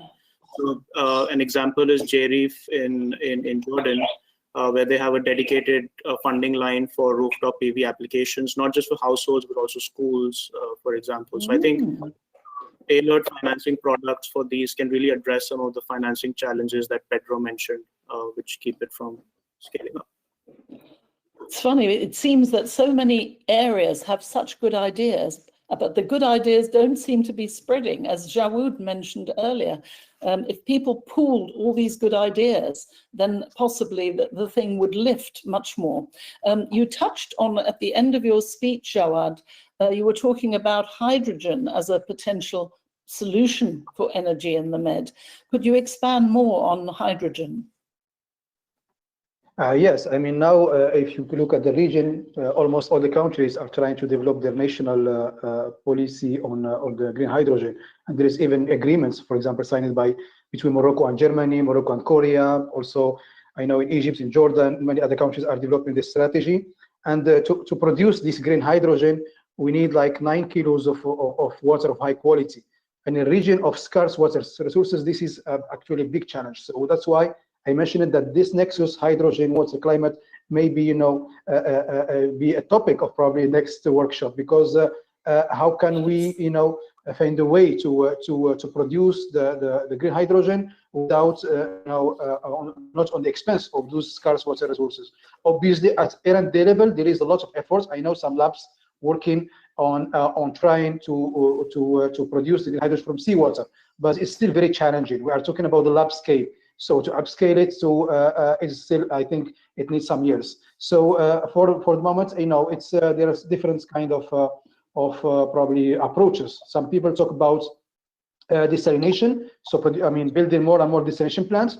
The cost is decreasing because, as already mentioned probably by Divya, so we have now more and more coupled renewable energy with desalination. So some renewables can power desalination plants. So that's obviously decreased. I mean, it's make desalination as a sustainable solution. But for the excess of the desalination water produced, we can maybe use it for green hydrogen production. But still, obviously, it's challenging because the price of the cubic meter has decreased considerably compared to 20 years ago. But it's still not that, you know, that cheap, because other options like reusing wastewater, treated wastewater is still cheaper. So I mean, I think there's still a margin to improve at the R&D level, and let's see what will happen in the upcoming years. Wouldn't the price come down if it was used more widely? Absolutely, yeah, yeah. I mean, I know that at level of R&D there is margin of improvement at the level. For example, RO technology, we can still improve the membrane quality. We can still improve the energy recovery devices. We can still, you know, use some hybrid processes in order to improve the recovery of the system, etc., etc. But that's why I'm saying that I'm optimistic vis-a-vis next year. The cost is still will decrease. Yeah. Great, Renee, Rabi, yes. Yeah, may I have a follow-up question to Jawad and to Pedro? Technology provider for hydrogen energy claim that a lot of that water that is used in the generation is claimed back in the system. So the net water use is not as much as we would assume. It's much less. What would you say? Pedro, want to start? Yes. You mean about you're referring to the hydrogen production process? That's correct. I mean, a lot of that water that's used initially is retrieved back in pure water after condensation. Yes. So the net water use in the energy production for hydrogen is not very high. That's at least from the literature. Yeah, I'm not that familiar with that. So maybe Jawad may say something more about it. Yeah, Jawad, and then we have one quick question before time is running out, so quite quick. Okay, well, quickly, what I know is up to now the estimation is 9 kilograms. I mean of water is needed to produce. I mean one kilogram hydrogen. But the thing is that if we still can pick up or recover some water, it will not be of drinkable quality. So maybe, I don't know, maybe it needs some additional treatment. So we're talking about electrolysis, which is the most easiest way to produce green hydrogen right now. But I cannot maybe give you a deeper response. I think it's something to investigate further. Okay, a last question, which I'll do as my roundup as well, is a question from Nihat Ardar, who says, what are the opinions about nuclear power plants which are being built and planned and constructed in some East Mediterranean countries? If each of you can give me just a sentence, because we do have to hurry. I'll start with Theodoros. It's a little bit a difficult question because on the one hand, the rich countries in the Mediterranean and in Eastern Mediterranean especially, or if we include the Middle East, could possibly afford full decarbonization of the energy systems only with renewables. At the same time, currently renewable energy accounts for a very small fraction of total energy use. So if we are talking about seriously decarbonizing the energy systems by 2030 and 2050, I think it is difficult to imagine this without some nuclear. But okay, sorry to cut you short. I need a quick quote from everybody, otherwise we will be finishing late. Divyam? Sure. I think I can guide you to Irina's recent World Energy Transitions Outlook, which got launched, which sort of looks at the 2050 framework for primary energy supply and where nuclear fits in. But I think definitely today with the renewable energy power options around solar PV and wind, I think there's a very strong business case for rapid rollout of these solutions in a quick period of time to meet decarbonization objectives. Thank you very much. Thanks for being quick. Rabi, what do you think? I would be only concerned about the water for cooling. The traditional nuclear power plant require extensive amount of cooling water. So that should be an element that needs to be considered in the energy portfolio if we go in that direction. Thank you. Jawad. I wanted to say the same what Rabi said, because I know that in almost power plants we need this cooling water. And sometimes whenever we have like algae bloom or something like that in the sea, it's an issue for the power plants. So the cooling water definitely should need to be considered. Thank you. And finally, Pedro. I would point you to a study we run on an integrated water and energy planning for Spain. And what we found is, first, nuclear wasn't competitive in economic terms, and second, when we pushed it to get into the system, we found that we could only build it in the wettest regions, which are not the Mediterranean ones. Of course, unless you site them close to the ocean, close to the Mediterranean, where you can have kind of cheap cooling water, but then you have the issues that Jawad has mentioned. So I'm not very optimistic about the prospects of nuclear. Oh, well, we'll try to end on a slightly more positive note, because a lot of the information all five of you have given has been very positive, very constructive. I've learned a lot, and it's been a fantastic session. Of course, there is another way to solve our problems, and that is by waiting 50 million years, because at that point, the Mediterranean Sea will have disappeared. The continental drift means that Africa and Europe are slowly colliding, and there'll be just one mega continent in 50 million years' time, Eurafrica, so no more Mediterranean. That's one solution. Anyway, we have not much more time, but thank you so much to our very qualified and interesting panel, to Pedro for your keynote speech, to Rabi, Theodoros, Divyam, and Jawad. Thank you all. I'd also like to thank the organizers, who you can't see behind the scene, although we did get a brief view of one just now, the technicians, the interpreters, Antonella, our backstage shadow Pavlos Tsiarastas, and especially to Nick Jarreau, who's put heart and soul into all these sessions and been a wonderful support. Also to the brains behind the whole conference, Giovanni Bidolio. And in 15 minutes after the break, you'll be able to join our poster session. You can look on the website, or you can look on your program and click on the poster that you're interested in. We have 2 more days on this conference. Tomorrow it'll start again with a poster session at 9:45, followed by a plenary at 11:45.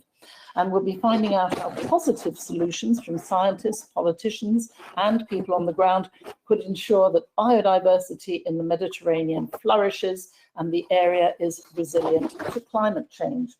So wherever you are watching us from, and thank you very much for your questions as well, we hope to see you at the poster session soon, and we look forward to your company again over the next 2 days. I'm Rini Wyndham, and from all the team and myself, goodbye. Thank you. Thank you. Bye-bye.